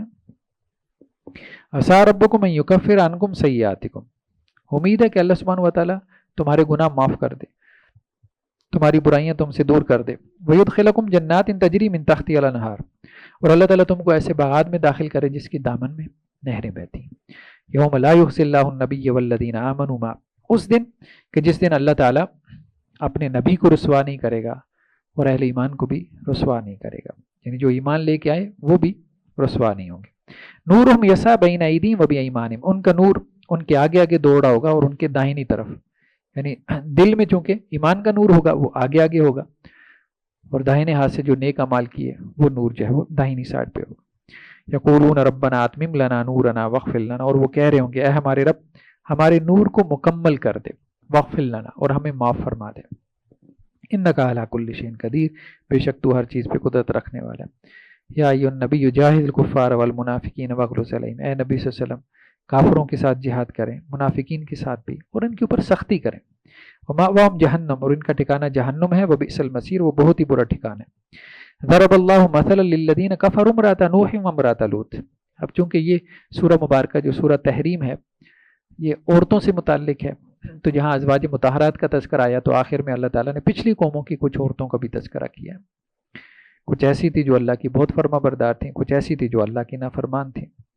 تو اللہ تعالیٰ نے مثال بیان کی ہے کافروں کے لیے، نوح علیہ السلام کی بیوی کی اور لوط علیہ السلام کی بیوی کی.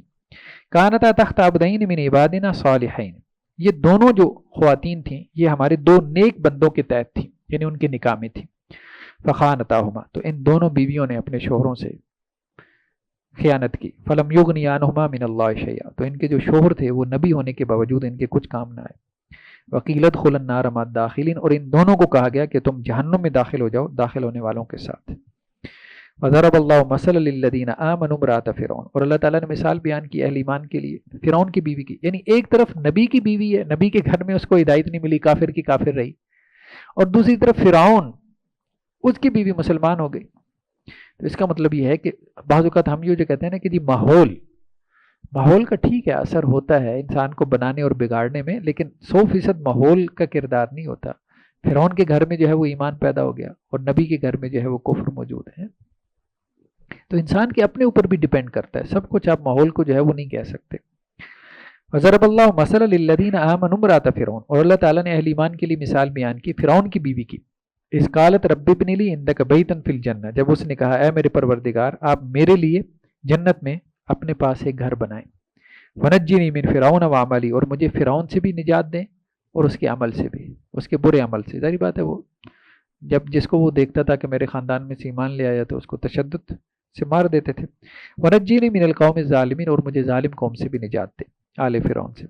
ومریم ابنۃ عمران التی احسنت فرجا، تو پہلے یہ تھا کہ گھر کا ماحول بہت اچھا ہے لیکن وہ خاتون ایمان نہیں لائی. دوسرا یہ کہ گھر کا ماحول بالکل کفری ہے، وہ خاتون ایمان لے آئی. اب تیسرا یہ کہ ماحول بھی اچھا ہے اور ایمان بھی لے آئے، جیسا کہ تیسری مثال حضرت مریم کی ہے. اور مریم جو عمران کی بیٹی تھی، التی احسنت فرجا، جس نے اپنی ناموس کی، اپنی عزت کی حفاظت کی. فنفخنا فیہ من روحنا، تو اس میں ہم نے اپنی روح میں سے پھونک دیا. وصدقت بکلمات ربها، اور اس نے اپنے رب کے کلمات کی تصدیق کی، یعنی رب کی طرف سے جو بھی باتیں آئیں تو انہوں نے فرشتوں نے کی تو انہوں نے ان کی تصدیق کی. وکتبی، اللہ کی کتابوں کی تصدیق کی، تورات کی. وکانت من القانتین، اور وہ فرما برداروں میں سے تھی. صدق اللہ العظیم.